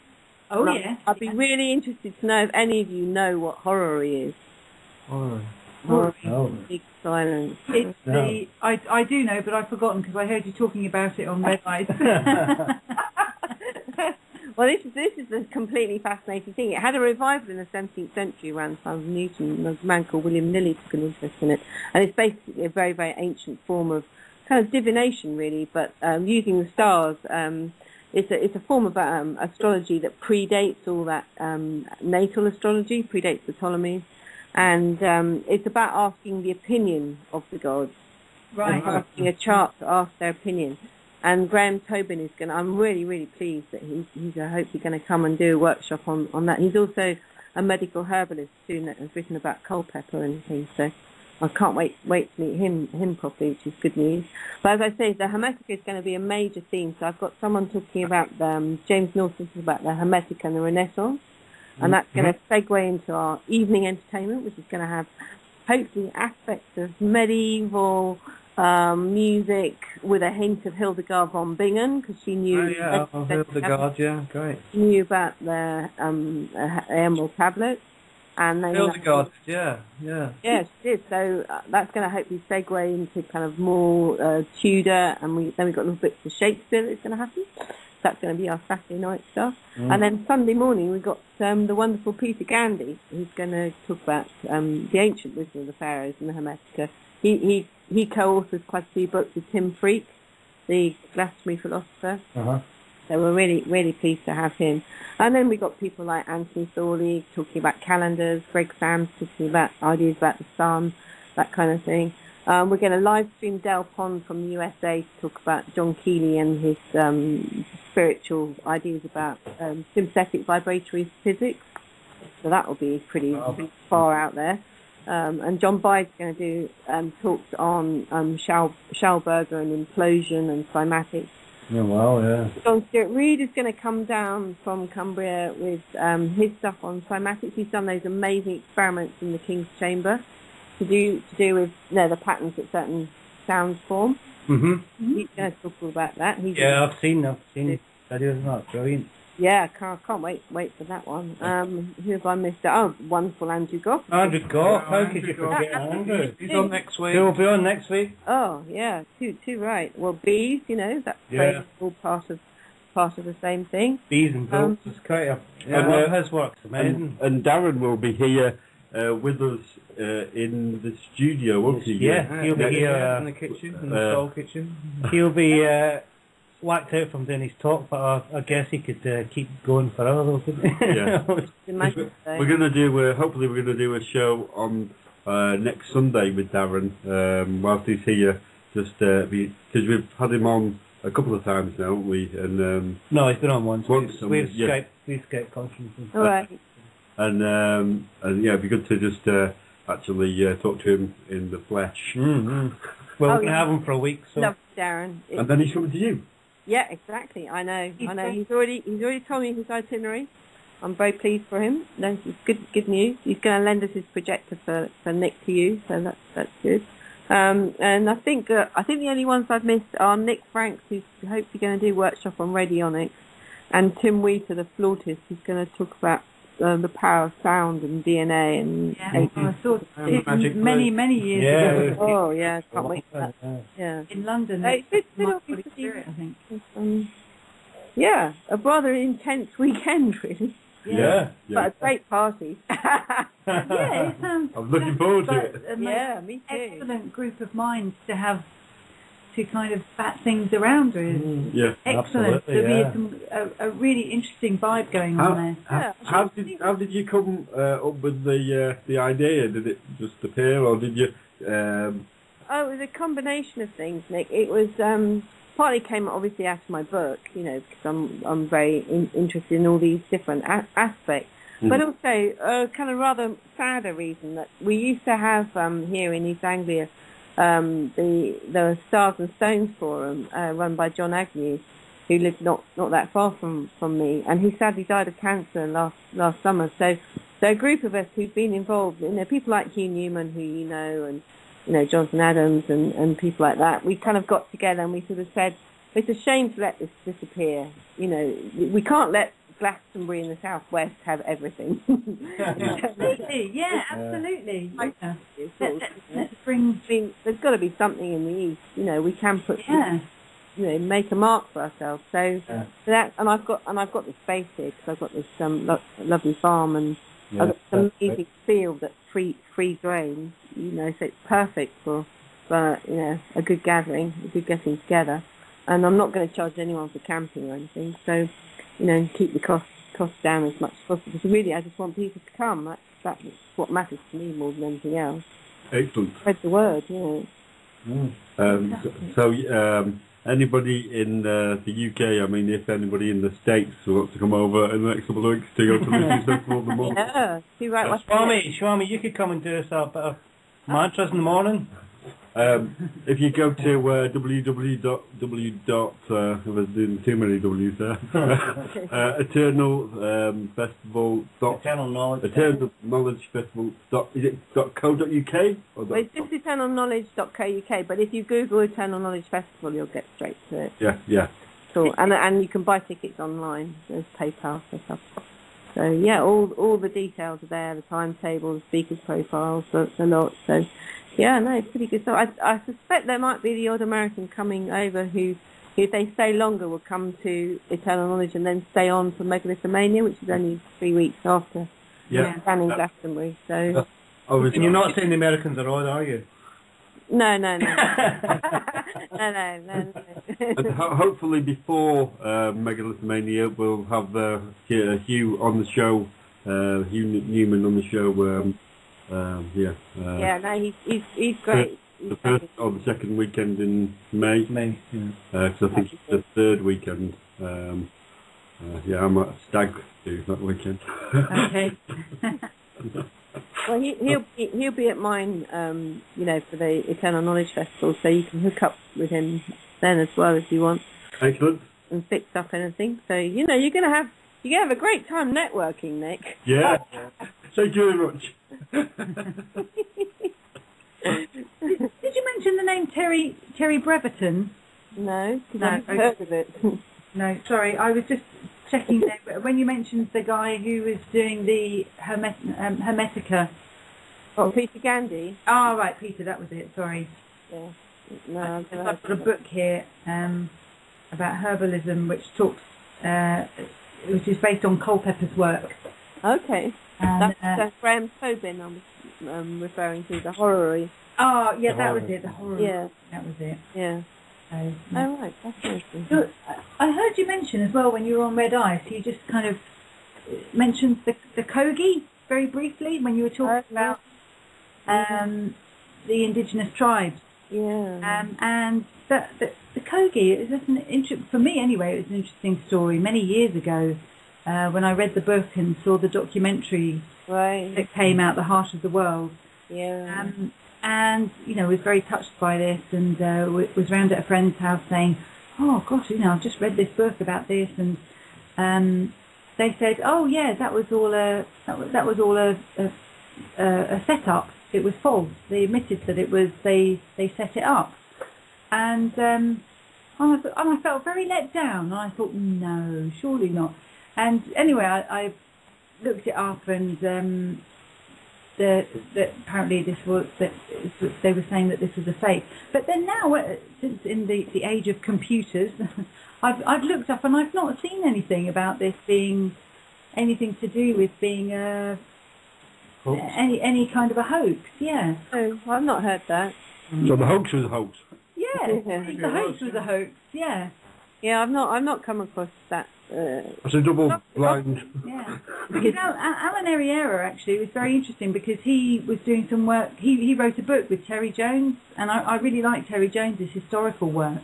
Right. Monty Python. Yeah, Monty Python Terry Jones. Yeah, his historical work is excellent, and he looks into things like King John. What's the one there? Who's the one that Shakespeare really has to go at? Richard III, that's it, and people like this, and kind of shows that actually they were being given a bad rap for their time, and Chaucer as well. How Chaucer, by Francis Bacon, yeah, how Chaucer was probably murdered. Yeah, for what he was, like alchemy and Chaucer. That's right, because he was trying to put over a message, and he was in favour of Richard III, was it? And he was killed shortly after Richard III was killed, and anyway, so yeah. It's been going on a long time. That made sense a lot. Sorry, go on. Your Kogi point, I mean, why would that be a hoax in the sense of what is there to sort of lie about the Kogi? Surely they're just saying younger brother has got it wrong. Younger brother is poisoning the earth. I mean, how can that message not be true? I don't know. Well, the thing was that the people that said this to me said that they had admitted that they had just dressed these people up and made this story. Oh. The documentary was false. They'd made this false thing. Now, I don't know if maybe they had just said that to protect the Kogi in some way. I don't know, because maybe they suddenly became... That came out around the time when they were up in their game about climate change as well, wasn't it? And that's the Kogi didn't want to know us, really. They had a lot of trouble in that documentary. They had a lot of trouble trying to get in there, don't they? Yeah. But, you know, they have been to England very recently. You know this. Yeah. That they've been they said you can take it, you can keep it. Yeah. They took some to the Thames, to where the Olympic Village comes out on the Thames. They took them down there.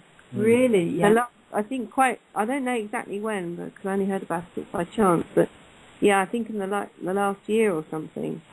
So I think they're still giving out the same message. Yeah, right. Yeah. Is that the Jubilympics? Have you seen 2012? The Jubilympics. Jubilympics, what are you on about? There's a spoof about the Olympics called 2012 at the moment, and they've got this Is it on television? Right. Jessica Stevenson out of Space. Yeah. She's like the PR person, and she goes back to her PR people and they're saying, right, we're going to link the Jubilee with the Olympics. So they come up with the Jubilympics. Instead of the Zion Olympics. There's a rumour out there that someone's spreading, anyone wants to go to the Olympics, is spreading fake tickets around, touting fake tickets around. So be on the lookout. I think mine are pretty genuine for the wheelchair high jump. Very good. that would be Gregory Sands. That'll be Gregory. You win as well. That's a nail-on gold medal. Yeah, he's awesome. Yeah. Should we maybe have a little tune? Well, we've only got 15 minutes till the end of the. We might as well go through. 3 hours. And then. Have we got 3 hours or 2 hours? 2 hours for the live show and then an hour, right? Okay. As long as Lucy's up for staying up a bit longer. Yeah. Yeah. No, I was interested about the Kogi and their message. Yeah. And how they were talking about what was they were saying how we're I would say mind controlled, but was that the way they put it? No, they put it in a better way than that. But just saying that we're kind of brainwashed and that we've lost who we really are. We don't know who we really are anymore, and we've become dangerous. Yeah, I can believe that. I mean, look at the appalling kind of open cast mining and, all the really dreadful things that we do. I mean, the thing I think me is, what is this beautiful planet that somebody's living on? Yeah. I think the thing is that it's not that we necessarily, you or myself or any of the people listening here or any of us here, have become dangerous. It's that the people who are doing the very dangerous things are being allowed to just get away with so much more, and that we're allowing them to get away with it. And while we are living in or being in a hypnotic trance and just wandering around smelling the flowers and looking behind us to see that the trees are all being chopped down, they're able to get away with it. That's why you need Newton's apple to drop on your head and wake you up. That's it, yeah. we all call into our space toxic stuff, don't we? Every time we pick up a plastic something or other, we're keeping the whole petrochemical industry going. So that we have a direct link to the tar shale stuff, from Alaska or where it is. Yeah. We are directly responsible for that kind of thing, because we are continuing to be so reliant on hydrocarbons and the pollution that entails. So we can't really deny responsibility. Yeah. Really, we all need to change our way of living. I think though that a lot of the mechanisation that's come in just demands too much of the resources, and that actually mining isn't bad in itself.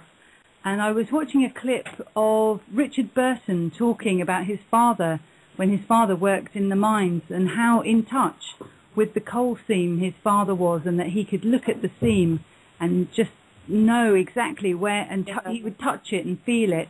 I know. Exactly where to tap it. Yeah. And all tons of coal would suddenly break up and fall out from the coal seam. Yeah. Whereas now, in America and certain parts of the world, they just blow the tops off mountains.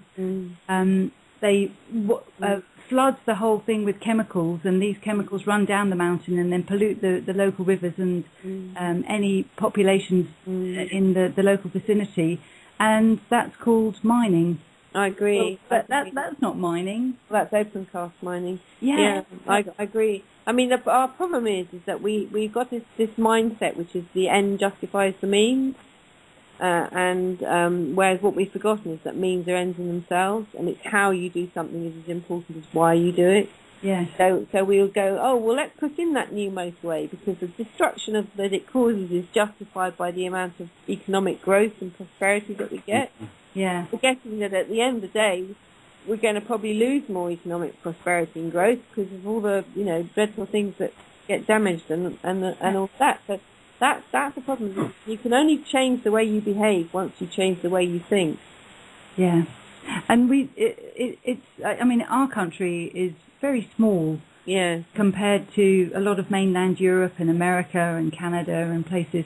Yeah. And the motorway infrastructures that we're building here are just ridiculous. If you look at public information films of Great Britain in the 70s when they were just building the first motorways, there were half a dozen cars cruising along idyllically, going very quickly from one place to another, and it was just the perfect family experience. Come along, mother. Let's pack the children in the car and go for a picnic 10 miles down the road. We'll be there in a flash.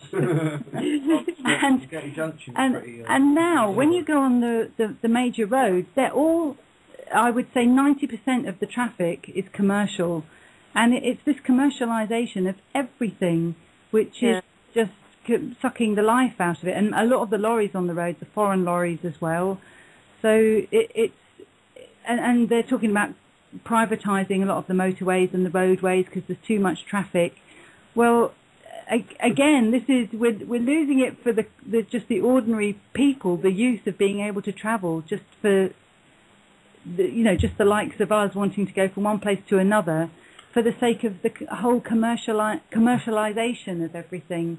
And do you think that with the expanding of tarring and concreting over the earth, that disconnects us? Absolutely. Because you're not touching. You're losing connection with God. Really, well, you look at the problem that they've had of increasing the amount of water that they have to deal with because of all the people concreting over their front drives, their front car. Yeah, when they build big supermarkets on the outskirts of town, and they build a huge park and ride. That's what they've done in Norwich. On the outskirts of Norwich, they've built this industrial estate and a huge park and ride, and now they're having flooding problems. Yeah. And you think, well, there used to be trees and fields here, so of course you're having of course you're having absolutely. Well, I mean, Gaia will take her revenge, won't she? The planet Earth will make us realise that, one of the things I also campaign on is food resilience. I sit on a local county board and try and encourage them to think about what we need in terms of food infrastructure, because we're so heavily reliant on imports in this country. I don't know if any of you are aware that we import something like 97% of Yeah, it's ridiculous. Absolutely ridiculous. Well, you'll have to look at your packaging from your supermarket. There's nothing. I think that's a DEFRA government statistic. I haven't made that up, and it's absolutely shocking. And the thing is, if other countries decided not to supply us, we would see a return of scurvy. We would see a return of rickets. We would see a return of all these things. There's one huge mistake that people make about progress. They think it's linear. They think it goes from not bad to better and better. And if you're a student of history, you realise things can go backwards. Yeah. Things can come unstuck. And things are in dynamic cycles. And we're fooling ourselves. We're completely deluding ourselves if we're thinking that that life's just going to go on getting better. We're like the lobster in the pot where the water's getting hotter, but realise it's dead. Yeah, slowly warming up. Yeah, absolutely. And unless we have a proper infrastructure, and that's one reason why I campaign against certain kinds of supermarkets, because they don't use local suppliers. Yeah.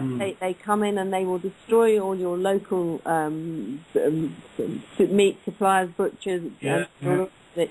So you've got nothing to fall back on, because what happens... Big signs on their walls saying we support the community. Yeah. You know, like Tesco's. Yeah. I like the Tesco sign, because if you take off that little slogan, if you take off the first and the last letter, instead of saying it, well, it says very little help. Yeah. Well, that's very true. And what people fail to realise is, well, what happens when Tesco goes bust? Yeah, what will people do then? Yeah, when the lorries can't get into Tesco. Because the people who actually knew about rearing a few pigs and having a few chickens, they would have retired and gone away and died. And you need that knowledge, you know. Skills aren't taught, are they? Yeah. But that's another thing as well, that I mean, being a vegetarian myself, this is something which I'm finding quite difficult, is looking at things like how the whole vegetarian, how can I call it, the kind of breakthrough of vegetarianism has come through in the last sort of 20 years. But actually, when you look back, the tribes and the tribal peoples, all tribal peoples basically survive on a small amount of meat, animal fats, vegetables, and fermented grains of some sort. I was looking at the work of Rami Nagel, who's someone who I promote every now and again because I really enjoyed his work. Right. And he looks at the work of Weston Price. Oh yeah, Galen Weston Price. Yeah, I know. Yeah. But yeah, I think it's very, very interesting stuff. They're all about the perfect dental arch and things. Yeah, exactly. These people who were eating very basic, very simple diets, which involved an amount of meat, fresh dairy, and simple vegetables and fermented grains, had perfect dentures. Their teeth were all formed perfectly in their mouth, and so they didn't have any, nobody needed braces or any kind of strange. They had the right bite. Yeah. Do you know that apparently we didn't lose that bite? We only developed the overbite in Europe relatively recently. I think something like the early Middle Ages.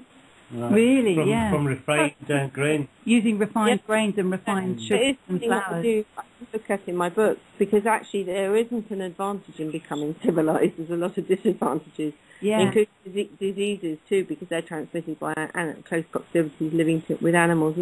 All the sort of flus from the chicken and all influenzas and infectious diseases and stuff. But I absolutely agree with you. I completely agree that we eat too much meat, and we shouldn't be eating meat that's kept indoors. We shouldn't be eating meat that's intensively reared. We shouldn't eat anything that hasn't had the sun on its back, whether it's a chicken or a cow or veal or whatever it is. That I completely agree with you. And the way I keep my animals here, we have outdoor pigs, and we have had cattle, and we consider how they live very as important as anything. That they have each other, they have company, they have they can indulge in their natural instincts, and that's a really key thing. And then I don't feel bad about killing them and eating them, because it's just not very often, and they've had a good life while it's happened. And I think you know where it's come like that. Yeah. You know where it's come from, because absolutely, yes. The other side of the yard. And also that to live sustainably, to feed a family sustainably as a vegetarian, you would need a lot more acreage than you would if you just had a few chickens, right? And a small patch, like a goat, some chickens. Ate loads of hemp seeds. Well, but you would need an awful lot of fields to really keep you a family throughout the year healthy. I mean, if you could grow vegetables in a small plot, have some trees and bushes, a few chickens, a goat, those kind of things would Yeah. You know, because we move our chickens, and we've got them in a big pen, and we move them from one to the other, and when we plant vegetables in behind them, so we've got a natural cycle of fertility going, you know. Yeah. I mean, that just seems like common sense to me. Yeah, exactly, yeah. I mean, the other thing that you all might be interested in is that I have not only my own water supply here, but my own sewage system as well. I have a 3-pond sewage system. Oh, yeah. Which works on reeds and gravel. Oh, reeds and gravel, yeah. You know, and it's all lined with clay from the farm, and I have Schauberger-inspired flow forms that help to oxygenate it, creating little vortices. Wow. And so I'm pretty, and that's been absolutely fantastic for the last 8 or 9 years. No smell, no maintenance, nothing. Cheaper than a Clargester and a lot nicer to look at. Yeah, and you're giving it something back as well. Yeah, because I just see it as I'm interfering in the cycle, you know, drawing the water out of the earth, using it, and then putting it back in, you know, and that's all, you know. Yeah, we actually collect our own spring water drink. Right, brilliant. Just to say, Lucy, we've got 2 minutes left. About 2 or 3 minutes left on this live show. So what we're going to do is we're going to go to some music. And are you able to stay with us a bit longer, Lucy, or you tired and you're... Yeah. I'll stay. That's okay. That's great. Okay, we're going to take a short break now. And before we go, though, next week, Bob, thank you very much for coming on the show and for the live Lucy. Brilliant. people. You can catch everything. If you want to catch up with the podcast, you can tune in again tomorrow. And next week, join us for our lovely guest, Andrew Goff, talking about the hidden history of the honeybee. Yay. Thank you again after the break. And Darren George, you well said. Here's some Bob Marley.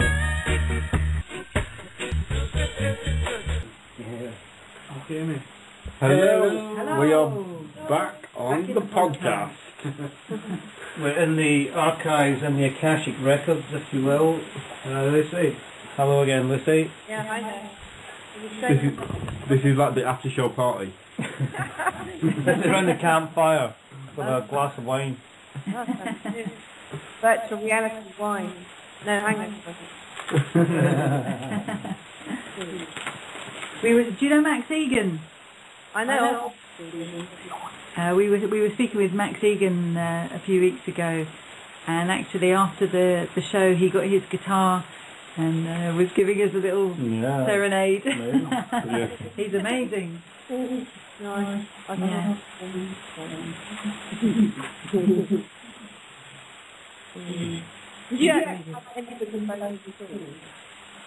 Sorry, you're a bit muffled there. Is there any phones? Swami did. Swami's still with us, I think. Are you there, Swami? No. He is still with us, but he might be away from his computer. Yeah. Hang on, guys. He's there. How are you, Swami? Then? I'm fair to partly cloudy, scattered lightly. Excellent. Glad to see that your humour remains, my friend. Well, I had to go and do the hospital things, you know. Hospitals and such. Yeah. And you know, it's full of sick people. So that's just, you know, you don't really choose to be there. It's just an unfortunate situation sometimes. But feeling better.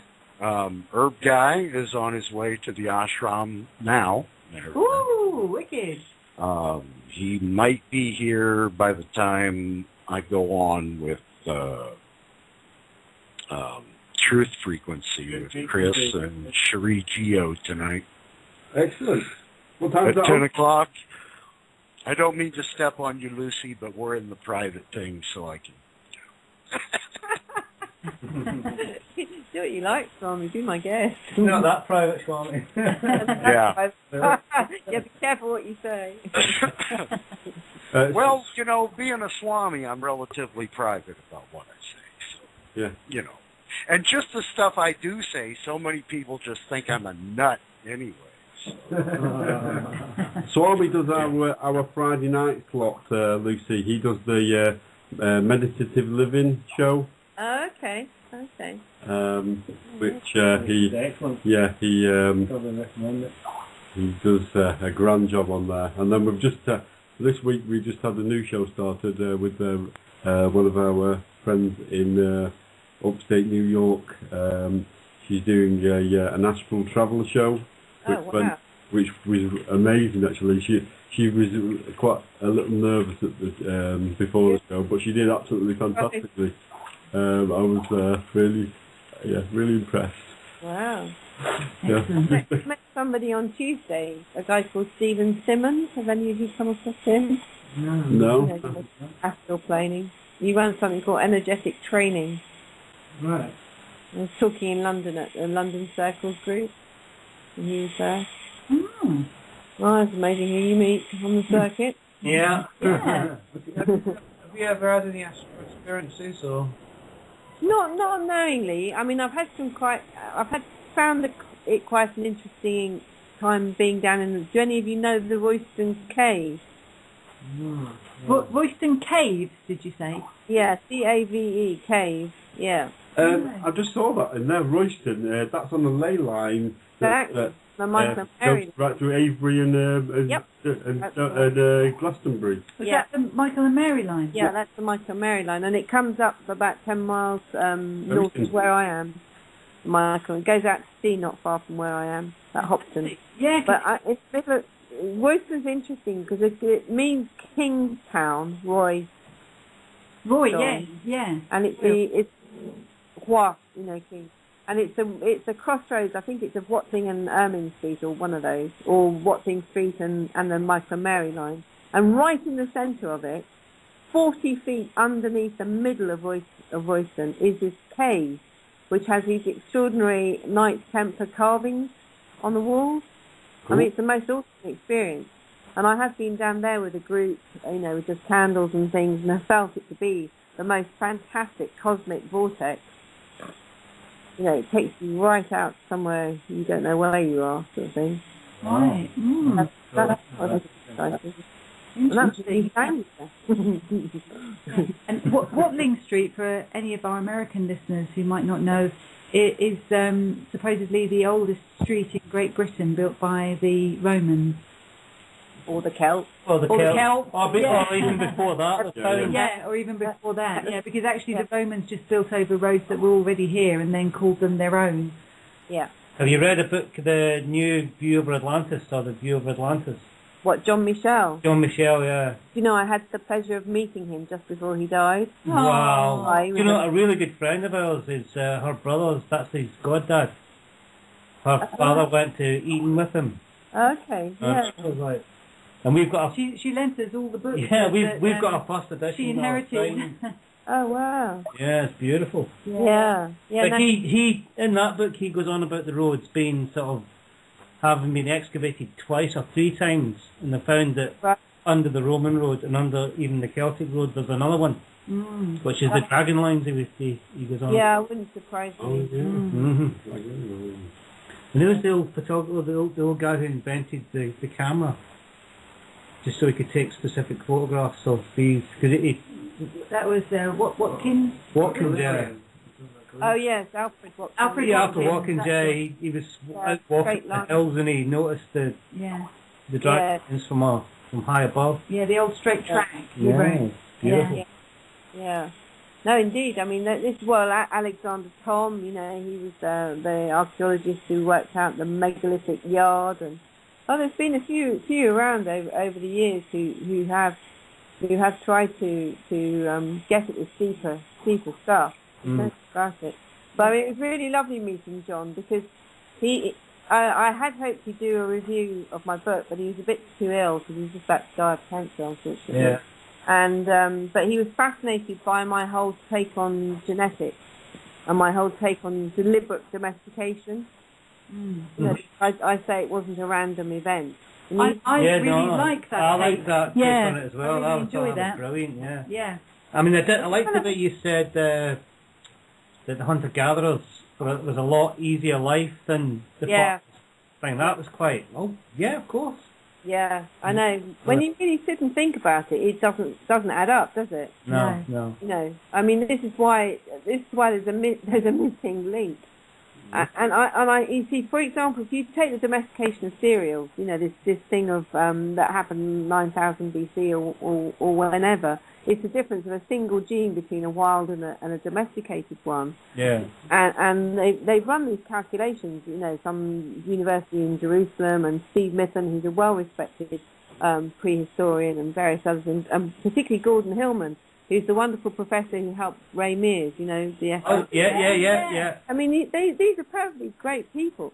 But you see, what they've calculated is it would take 20 to 30 cycles to pick enough of these non-brittle seed heads. And I say that's rubbish. You wouldn't wait that long. And they say, Gordon Hillman, he says that women pick these things. He has no evidence. No. It's an assumption. And because they can't entertain any other concept than this, they can't entertain the idea that it must have been deliberate. Yeah. So they have to come up with a thing where it must have been women who picked them. No, you wouldn't say, let's leave those, they are obviously non-brittle seed heads, and therefore we're going to leave them. You wouldn't, you pick the lot, wouldn't you? Yeah, absolutely, you would, yeah. Well, from the hunter-gatherer perspective, you would, wouldn't you? Yeah. And also the way that just natural natural grasses and plants would mutate and reproduce, that would make it difficult for pests and things to get a grip on them. Whereas when things are put in a linear order, that you have the same thing growing all the time, a pest is very able then to get a grip on how to take advantage of that particular crop. And so actually the domestication of crops and animals would lead to you getting much more attacked by pests and things like that. Whereas just the randomness of a natural process going on, of just natural cross-pollination, as opposed to a genetic disruption whereby things just become one linear form, then in that sense you're kind of setting things up for blights and things like this to take hold. Yes, there's a lot to be said for what they call hybrid vigour. And also, it's not even just domestication. You have to think how in more recent years they've modified crops to make them easier to harvest, to put them through combine harvesters. Yeah. You think our old fields of wheat would be up to 4 foot. Yeah. And the problems that thatchers have in finding suitable straw, because they've deliberately bred wheat to be shorter so that combine harvesters can collect them. Yeah. That as well has removed some of the resistance to things like rust and things like that. So even in more recent years we've faced the problem to ourselves. Do any of you know the Ciba-Geigy experiment? No. Tell us about this. The Ciba-Geigy experiments, as far as I'm aware, are when they've exposed certain things like particular kinds of fish and other things to certain frequencies, and they have managed to, as it were, reverse the whole DNA thing and go back to like a more archaic fish, or a more archaic toad, or a more archaic cereal. I mean, completely fascinating, because it kind of begs the question: was that the technique that was used in the first place? Yeah. We have actually got a friend who sort of experiments with that with photons. Right. Is that what you call him? Yeah, and he's actually developed a thing called a Codius rod, where he takes a rod of copper and puts a caduceus around it. Really? Yeah. Ooh. Quite a fascinating guy. Free Energy J, his name is. He's part of the sort of network. He's actually had a bit of hospital trouble lately as well, but he looks at things like that and it's... Oh, really? Yeah. Yeah, quite interesting. Very fascinating guy. Yeah. So he's not very public then? No. He's a barnyard scientist, basically. Oh, okay. What do you call it? Or a shed scientist. Okay. No. He makes torsion generators and stuff like that with what you mentioned earlier, reversing magnets. Really? Yeah. So I suppose he'd like to come to our events, would he? He would love to, but he's He'd love to. he's in Arizona, and he's just gone through Just had heart surgery. Heart surgery. Okay. He's you've already got Andrew Goff, so. Yeah. Oh, right. No, that does sound really interesting. Well, Yeah. I mean, you What's just that? make it What for me? We were telling him about the NRJ and his Cody coil that was going to reverse his photons. Oh, okay. And we have. Do you know about orgonite? Yeah. We have many. Yeah, we have many organite. We'll send you up a tower buster. Right. Um, Do any of you know Ben Hubbard? No. I recognise that name. Yeah, that's nice name. He's coming, hopefully. Yeah, he does quite a lot of stuff on orgonite. Yeah, we're sort of experimenting with it really at the moment. Yeah, Right. at the moment I've got a little Easter Island head. Yeah. A moiginite. A moiginite, yes. Friends of ours in America have sent us Canada. In Canada. in Canada, sorry, Darren. Some beautiful orgonite Oh, right. things We'll made. send you one up, Lucy. Yeah, Oh, they're made in the shape of the Easter what are they called? Island The heads. Easter Island heads. Yeah, they're absolutely Right. beautiful. And so they've got a coil at the back, and then they've got mine's got avitarine. Is that what it's called? It's called something terrene. I can't remember. It's just a Avitarine, basic. Little green stone. quartz crystal. Yeah. Oh, amazing. Well, Brian Forster, who's our Peruvian guy, he's just been on Easter Island. So really looking forward to seeing what he's got to say. Yeah. Yeah, and they've like dug down and they've found the bodies of the. Yeah. Yeah. Oh, really? Yeah. Didn't know that. Yeah, these like whole. I thought you were going to say they found the bodies of the cannibalism sort of. And they found the bodies. Yeah, the head. The head body. Yeah, I know what you mean. They Yeah. must be huge. Jeez. Yeah, there was Wayne Herschel was doing a big piece about it just recently as well. Good lord. I remember seeing a piece about the Easter Island things on just mainstream television, and they were saying that they wiped themselves out because basically they just built too many boats out of wood. Yeah. Before Before they knew it, they chopped down the last tree, and that was it. You would have And I thought they'd gone. If they got intelligence to build a boat, Without- they'd have gone. Yeah, exactly. We've got one tree left. Yeah. We can only do half of this one. Yeah, none of Before those we other die. trees had any seeds of any sort. Yeah. How the hell did the first trees get there? Surely there would have been saplings. Right. That would have See, come that's at some point. Western nonsense.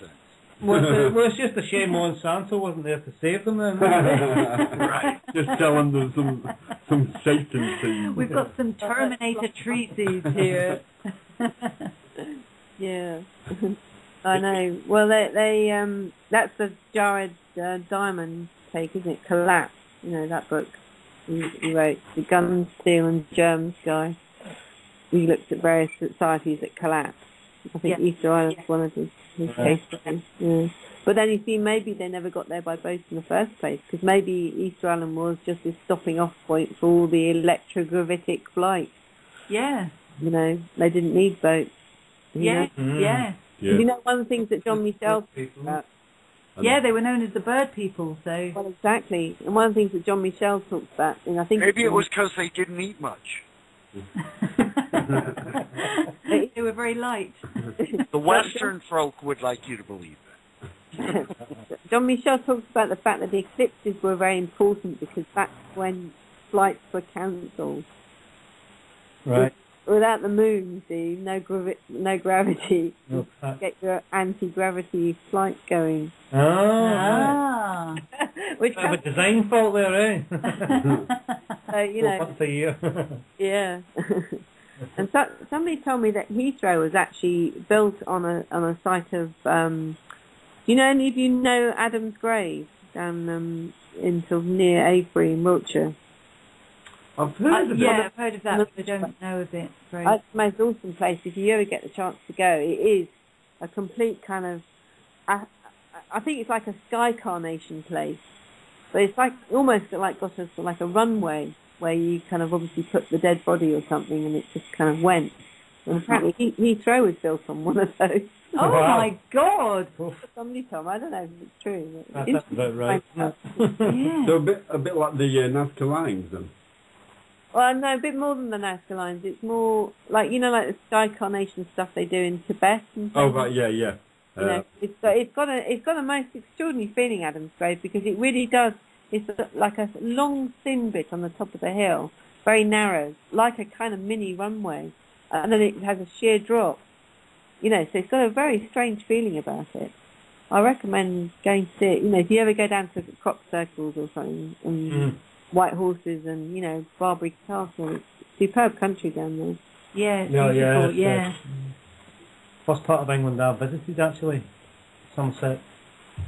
Well, surely Well, you did the bit in between to get there. No, Pretty just arrived in Somerset. You just materialised. I actually travelled on a National Express. If you're talking about energy lines, there's a very interesting crossing that happens, something that Gary Biltcliffe has been researching called the Berlinus line. Do you know about it? Yeah, I've seen it. And do you know where the Berlinus line crosses over the Michael and Mary line? Is it the pyramid stage? How do you mean? The At festival? Glastonbury, where the Glastonbury Festival. No, it's not Glastonbury. Is it the well? No, it's not. It's not in Glastonbury. It's Oh, not okay. It crosses over at Wayland Smithy, around there, on the Ridgeway, Uffington Whitehall. Oh, right, wow. And the Wayland Smithy is another place a bit like West Kennet Longbarrow. It's clearly another shamanic place. Right. Have you interviewed Peter Knight? No. Oh, you should put him on your list, because, you know, he leads loads of sessions in the West Kennet Longbarrow. He is. Oh, right, yeah. You'd find him really, really interesting. You should definitely get hold of Peter.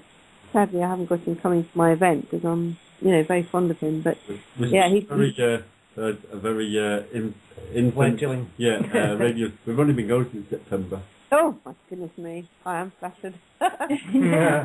But so far We've had some great people Yeah. on there. Yourself and Like yourself, yeah. And So far we've had over 7,000 listeners though, so I'm quite impressed with that actually. Not bad. when you get people like Lucy Wyatt on, then Yeah. you're going to get Oh, well, yeah, obviously they're all pouring in. Yeah. It takes a while to get a profile going, to be honest. You know, and it's very male dominated. Forgive me for saying that, boys. Do you want to hear my section? yes, it is. no, we respect the No, guy. go ahead, Lucy. Go on, tell them. Because I was hanging out quite a lot last year with sort of like, you know, the megalithomania people and all the rest of it. And don't take this totally the wrong way, but they are obsessed with measurements. No, I'm sure it's not a voice. But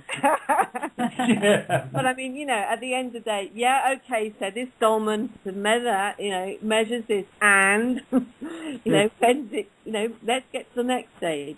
I think we've established that they knew about geometry and they, you know, all the rest of it and all the alignments and, yeah, there's just only so many alignments you can take, I think. Yeah. Want to know, well, what does it all mean? What were they for? Why did they do it? Yeah. Yeah. So that's my little sexist comment now. Well, the male energy's not done us any favours, has it really? No. The last couple of thousand years. And I think our shows, they're quite balanced, really, aren't they? Because we've got quite a lot of. Sometimes we're not.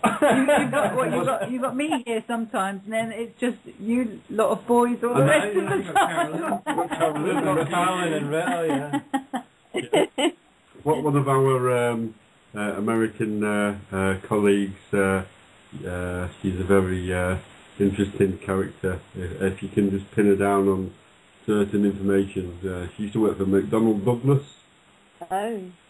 Yeah, so she knows loads of interesting things, but she does ramble a lot. Yeah. Bless her. We love you, Carolyn. Yeah, I know.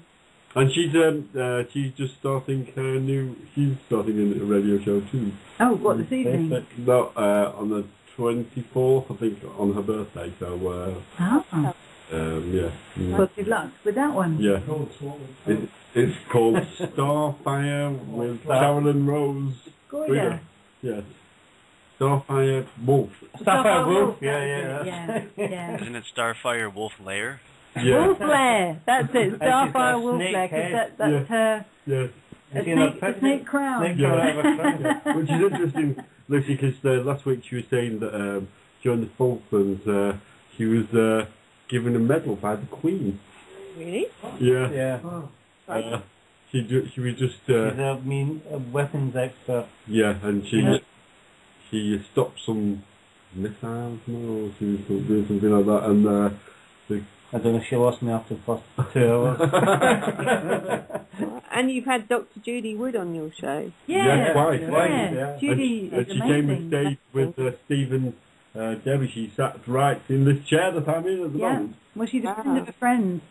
And Yeah. Andrew Johnson, do you know Andrew Johnson? No. I got blown out on Theo Chalmers' television show to make way for Dr. Judy Wood. But I was apparently going to do a show with John Lamb Lash. Oh yes, Wow. John Lash, fantastic. Gosh, I was going to ask you about his... because his book's amazing. Yeah, I haven't actually read his stuff, so I'm aware. He writes about Gnostics and black and white, and very kind of. We have a guy on the call now he's probably just listening, but he's a very good friend of John Lash's. Okay. Yeah, Fraser X. He has him on his show John once a on his month. show very often. And I'm sure we'd love to have you on your show, on his show as well. Okay, cool. Yeah, well, That's a bit of a late one though. We're on there next week, and it's going to be a long. Yeah, it's 2 o'clock in the morning. 2 o'clock in the morning. the message just come through. Said yes, sir, I would, or something. Yeah. Come on then, Fraser, say hello. Right. Okay. Fine. Good. Yeah. Well, I'm very up for talking. As long as it's not quite the middle of the night. John Lash's work though is very interesting.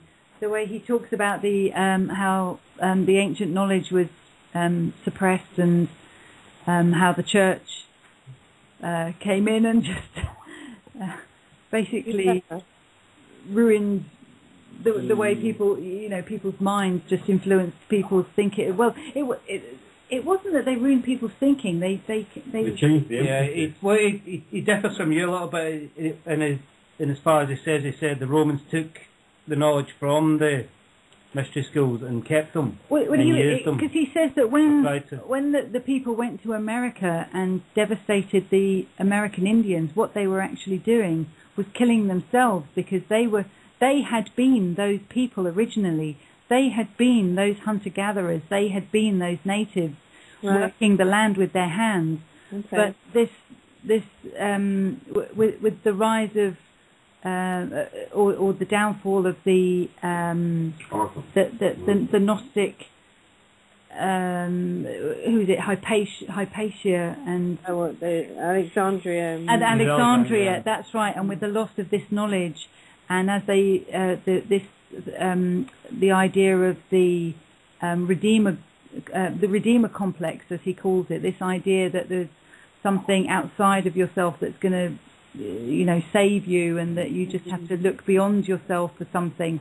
This idea was becoming more popular, and this led to people looking outside of themselves and essentially hating themselves and the planet, and were more easily manipulated and influenced when you were told that it was something, if you don't do this, the God outside of yourself is going to do something to you. And so people were easily manipulated in this way.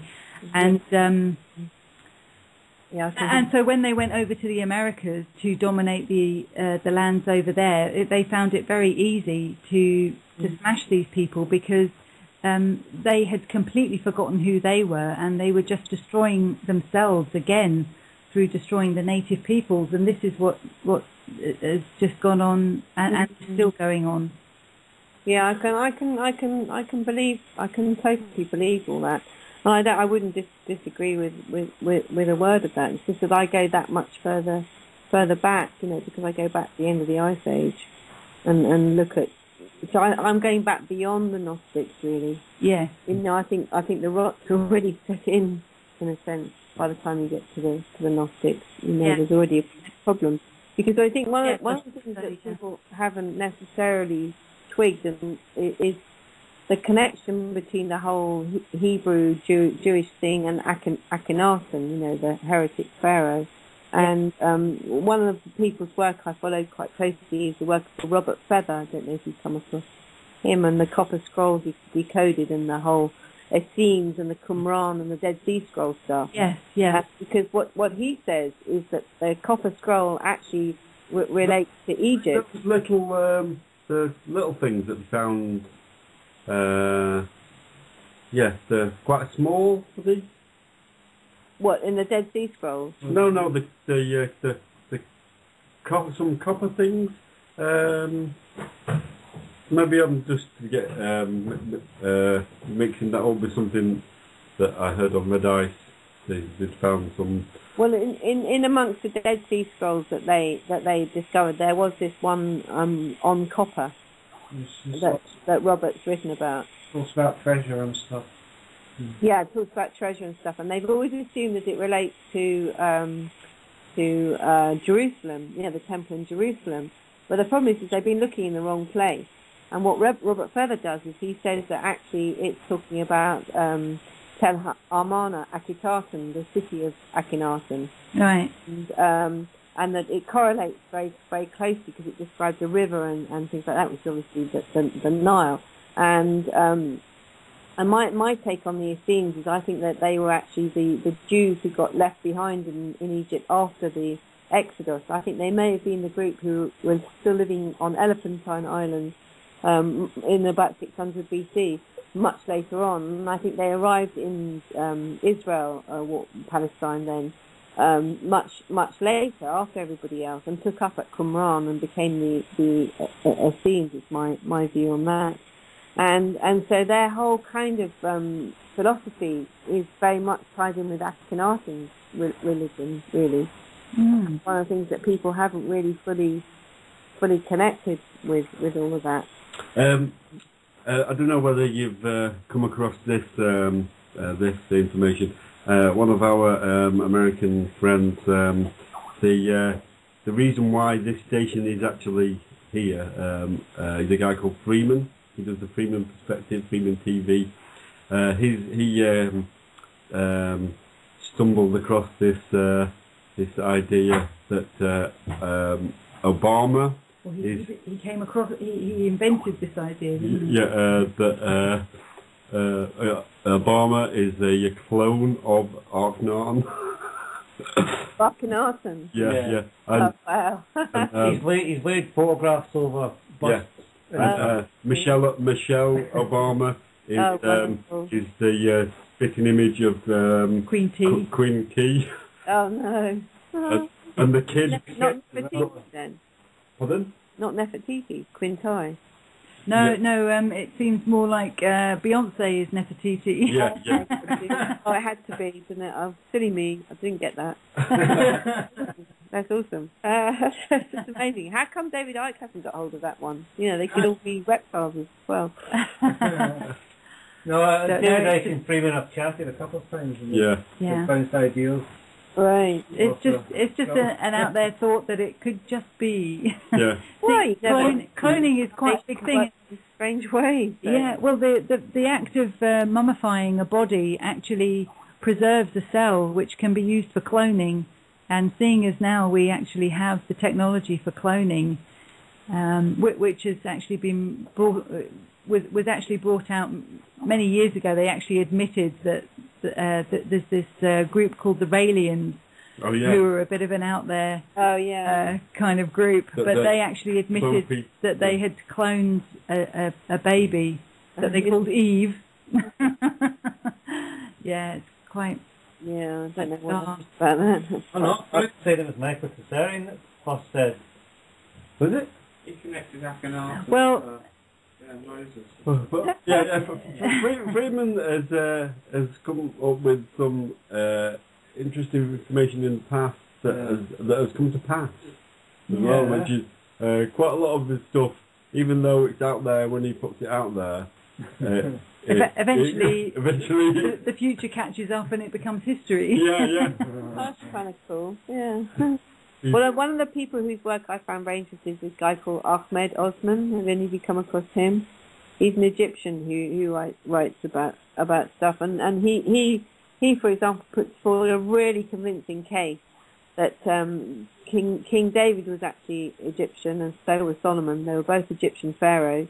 David was Tutmosis III, and Solomon was Amenhotep or Amenhotep IV. And he identifies Solomon's temple as being the Hebsed festival court at Luxor. Oh yeah. Lawrence Garner was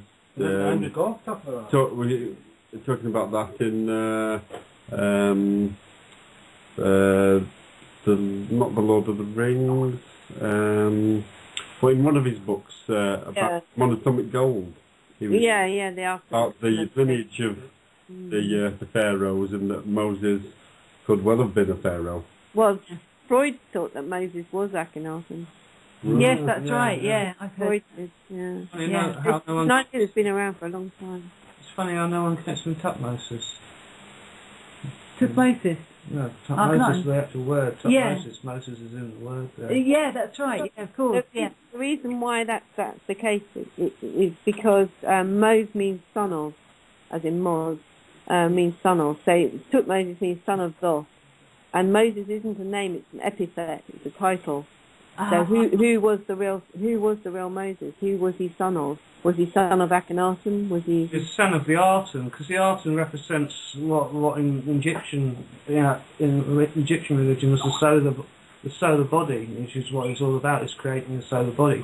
Yeah, and it's related to the heart. It's related to the actual atom that's in the heart. The atom, which the Gnostics would call the spark of divinity. It's the same as Noah.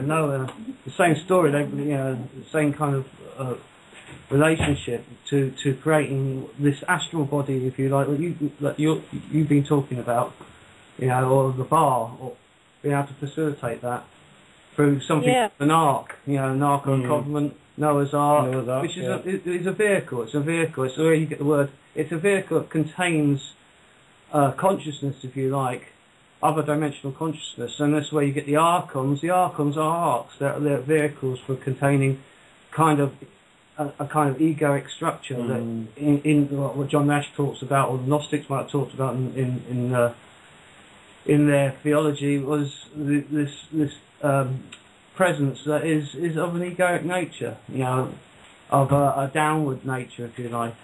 And that's the word archon, and all the archonology of everything, arches, that all relates to this kind of, which is Moses. And Akhenaten is the art in there, the art on the ark.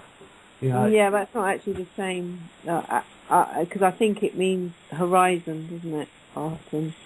The ark, A-K-H-E, means horizon. And it's the Arten of the horizon. And horizon is Horus. Yeah. Horus on, which is the sun as well, isn't it? On. Yeah, but you have to be very careful with these kind of etymologies, because they can take you down the wrong path.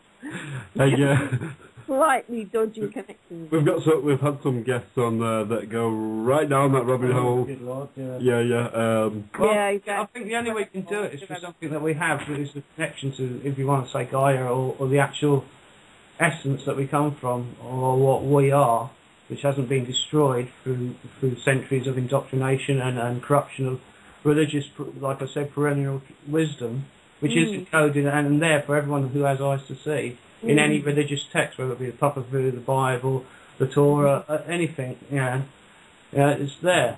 It's actually there, and that's been corrupted. But we have the essence we had that ability to create with something I like to call kind of a symbolic exchange, an intuitive symbolic analysis. So we can actually, you don't have to know. It's not etymology. It's occult etymology, and it's about syntax. It's about the phonetic, you can interchange. We're free. We have imagination. As the magi that you talked about. Well, that's the magi muddled up. Sorry. You can. Where is it? I can see sort of where you're going. I mean, obviously you can use your imagination to do whatever you want, but you have to be a little, especially if you're selling books, you have to be a little bit careful not to muddle things up a bit. You know, because otherwise you do lose all your credibility. You know, because if you kind of think that there are roots of connections of words when there probably aren't, that's how you can end up with not understanding what alchemy means, for example. It's also how you can end up being tricked into thinking, you know, the authoritative line of how things should be seen, and that goes back to something like, you know, David Icke says about actually the norms, and how the norms through religion and through conditioning and education have been put onto us. So we are our own kind of prison warders and arbiters of our own imaginative faculties, you know. And this is what I'm not basing it. I'm not talking to you about writing books or selling books. I'm talking about what has been written in stone for centuries. Is what Swami was talking about throughout history as a perennial wisdom coming from the essence of life itself. You know, that maybe we like these the elite that you talk about that had control of the cities and stuff. Had you know. They and probably people, you know, not just the elite, had that connection to that essence at that time. But it's slowly been through a process of individualisation. It's been something that's had to happen because for us to actually come to face with our own free will. Well, I think the knowledge has been hidden to protect the knowledge, not to deprive us of it. That's my not to deprive us of it. It's, you know, maybe you know when we're ready. We're not exactly. Cause when you're ready, it will come to you. Yeah. Whenever the student is ready, the master appears. It's never been any other way. That's it. Absolutely. You know, it's like a friend of mine said, well, why if they knew about the secrets of the stones, how come they didn't drop big stones on the heads of the Romans when they invaded? It's because they weren't Egyptian any longer. They were already Greek, the people who ran Egypt at the time. They didn't have the secret. Yeah, there is no doubt there are techniques that can be discovered. You know, the whole electrogravitic flight thing, the whole levitation of big stones thing. That must be still hidden from us. We don't actually. We have ideas, but we don't. Have you heard much on from David Talbot? He does the Electric Universe stuff. Only a little bit. Yeah, I am really interested in the whole Electric Universe idea. I mean that is in a way the theme of our event at the end of the month in a sense. Yeah. It's the whole thing of fields and forces and right. It's all frequency. On all frequencies, absolutely. Yeah, I completely agree with you. And whatever frequency one can tune into is what they can experience. Yeah. And but it all comes from it's not about collecting 4,000 different little stories from different dimensions and different. It's about going directly to that point of stillness from which it all comes forth. Then you can understand it properly. Until you get to there, you're still in the stories and conditions and rules and regulations. When you get to that freedom, that stillness, that origin point, all the rest of that falls off and you go, oh, now I get it. You know? And then you go start talking about it, and those who are profiting want to kill you. Yeah. You were saying at the talk, Lucy, that you were mentioning the different sort of, like substances that they used for the shamanic journeys that the pharaohs went on, and they had to be specific quantities, otherwise they were like very toxic or poisonous. And that knowledge, as well as the knowledge, but it was all joined together with the knowledge of how to domesticate the animals and genetically modify the animals and the grains. Yes, how to interfere with DNA at the most basic level. That's very true. Well, that that was kind of piecing together stuff based on Jeremy Narby. I don't know if any of you know his work, Cosmic Serpent, where he's part of his PhD from Stanford University. He went to live with the Kirishari Indians in South America in the Amazon jungle.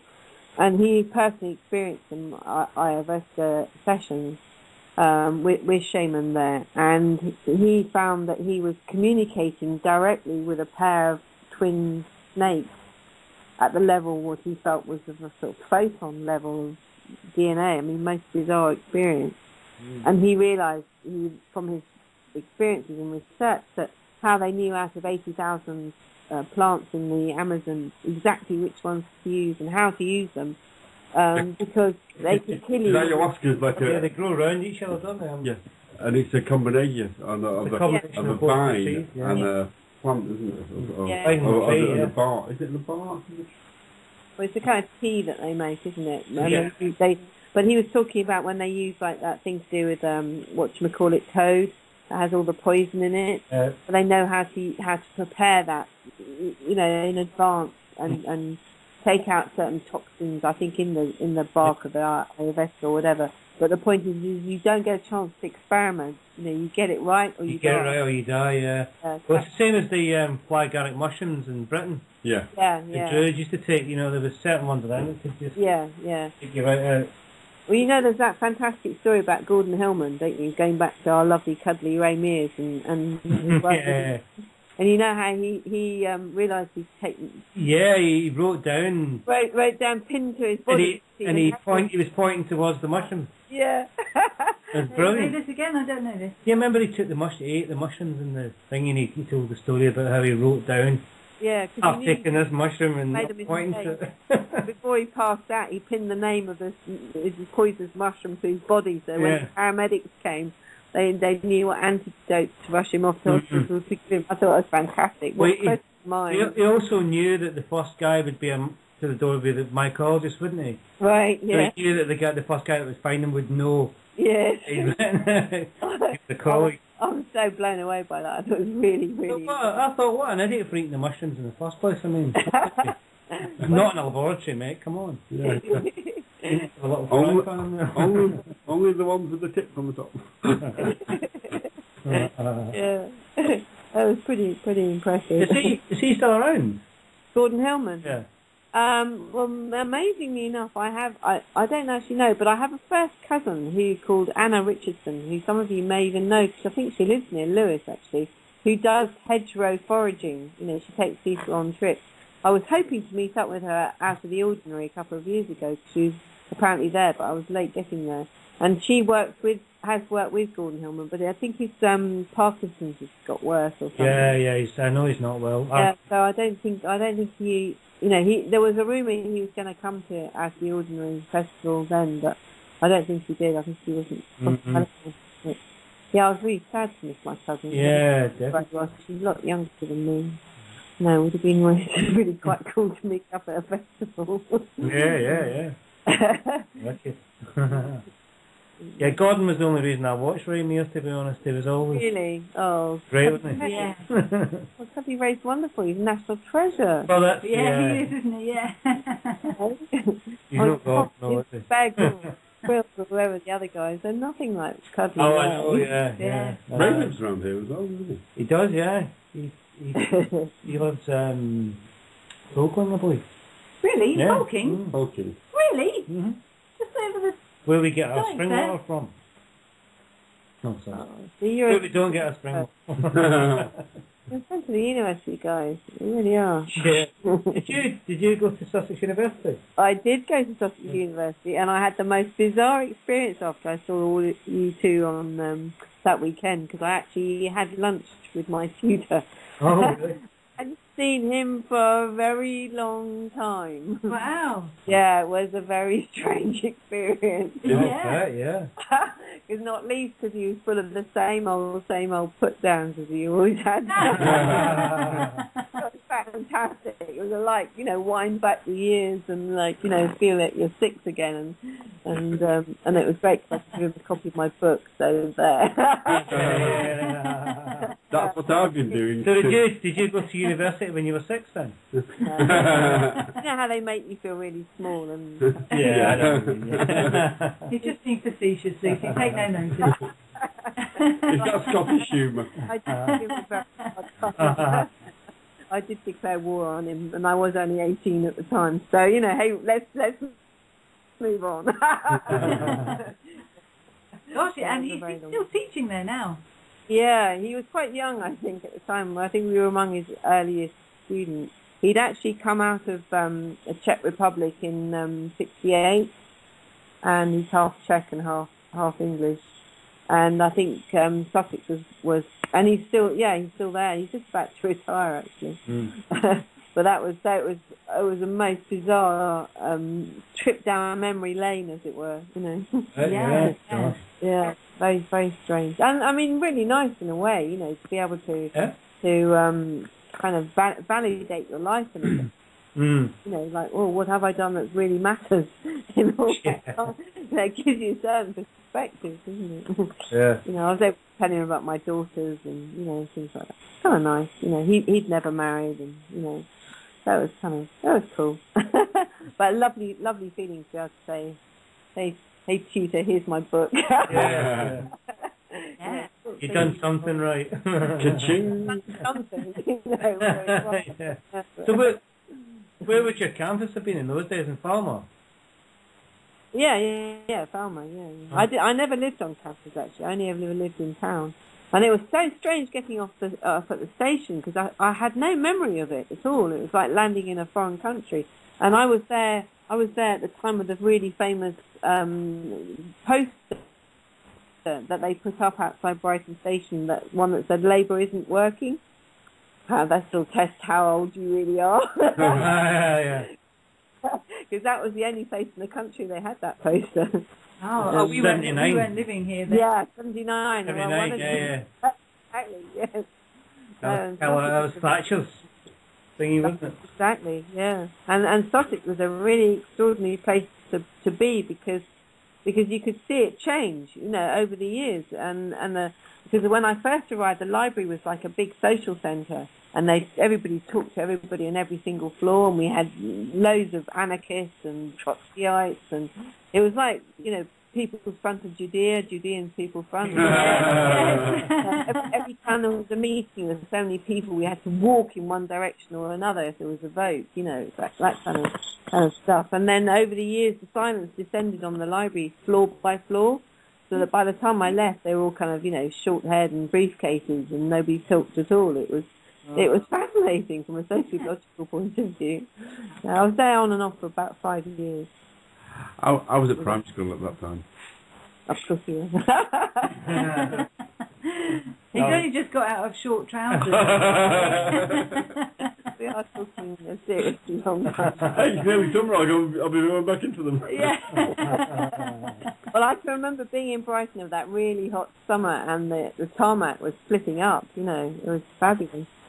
It was really good to see. And I had a flat that was right above the station, not high up on the cliff, where it was so exposed that the snow used to come on the inside of the windows. Oh my God! Yes, we're up to 7 dials or something. Yeah.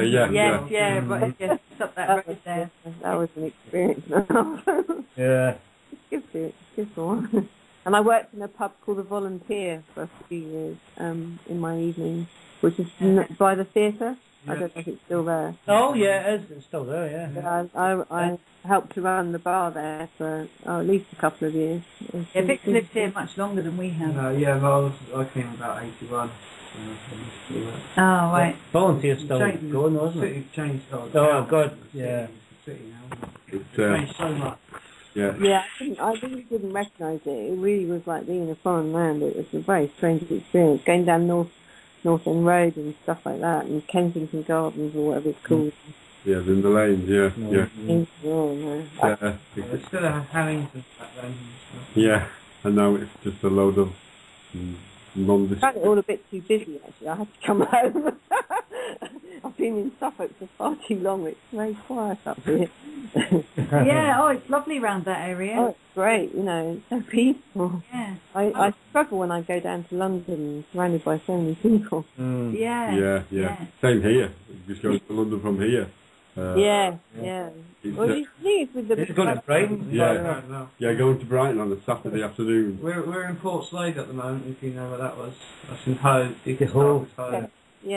Yeah, nice, yeah. It's a bit out of the way of all the madness. Far enough away. Yeah, I don't blame you. Yeah. Not far from Devil's Dyke as well. You just I'd jump rather in be the in car. Hawking where Amy is. Yeah.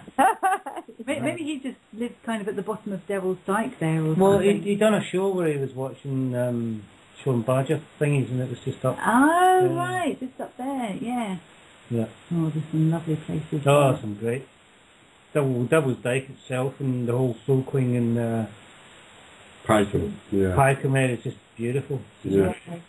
Yeah, I had a lovely time when I went to Out of the Ordinary Festival, going to visit I stayed in a village because I don't do... Long Man. Oh, yeah. Yeah, it was fantastic. I was able to walk from where I was staying right over the downs and so steep. I had real vertigo looking down at it. Yeah. And these on the hill in alignment, just at the back of there, on that road that the man is on, is a white horse. Oh right. Yeah. Mm-hmm. Up and over. It's just outside of Seaford. Yeah, just by Alfriston. Yeah. Oh right. There's a very magical. John Michel mentions Alfriston in the View of Atlantis. Interestingly, Dennis Healy is there. So he does. Really? That's right. Yeah. Funny,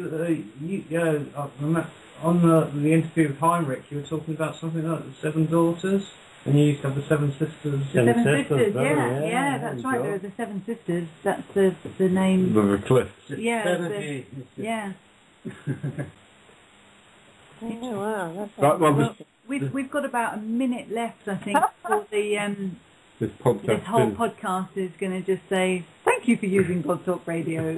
Goodbye. It's fantastic. Well, it's been really great. I've really enjoyed it. Yeah. Yeah. And is it? And are you coming on your own, Nick, or any of you others you coming? Well, I'd love to come along as well. My other half, he's working that weekend, so he can't come.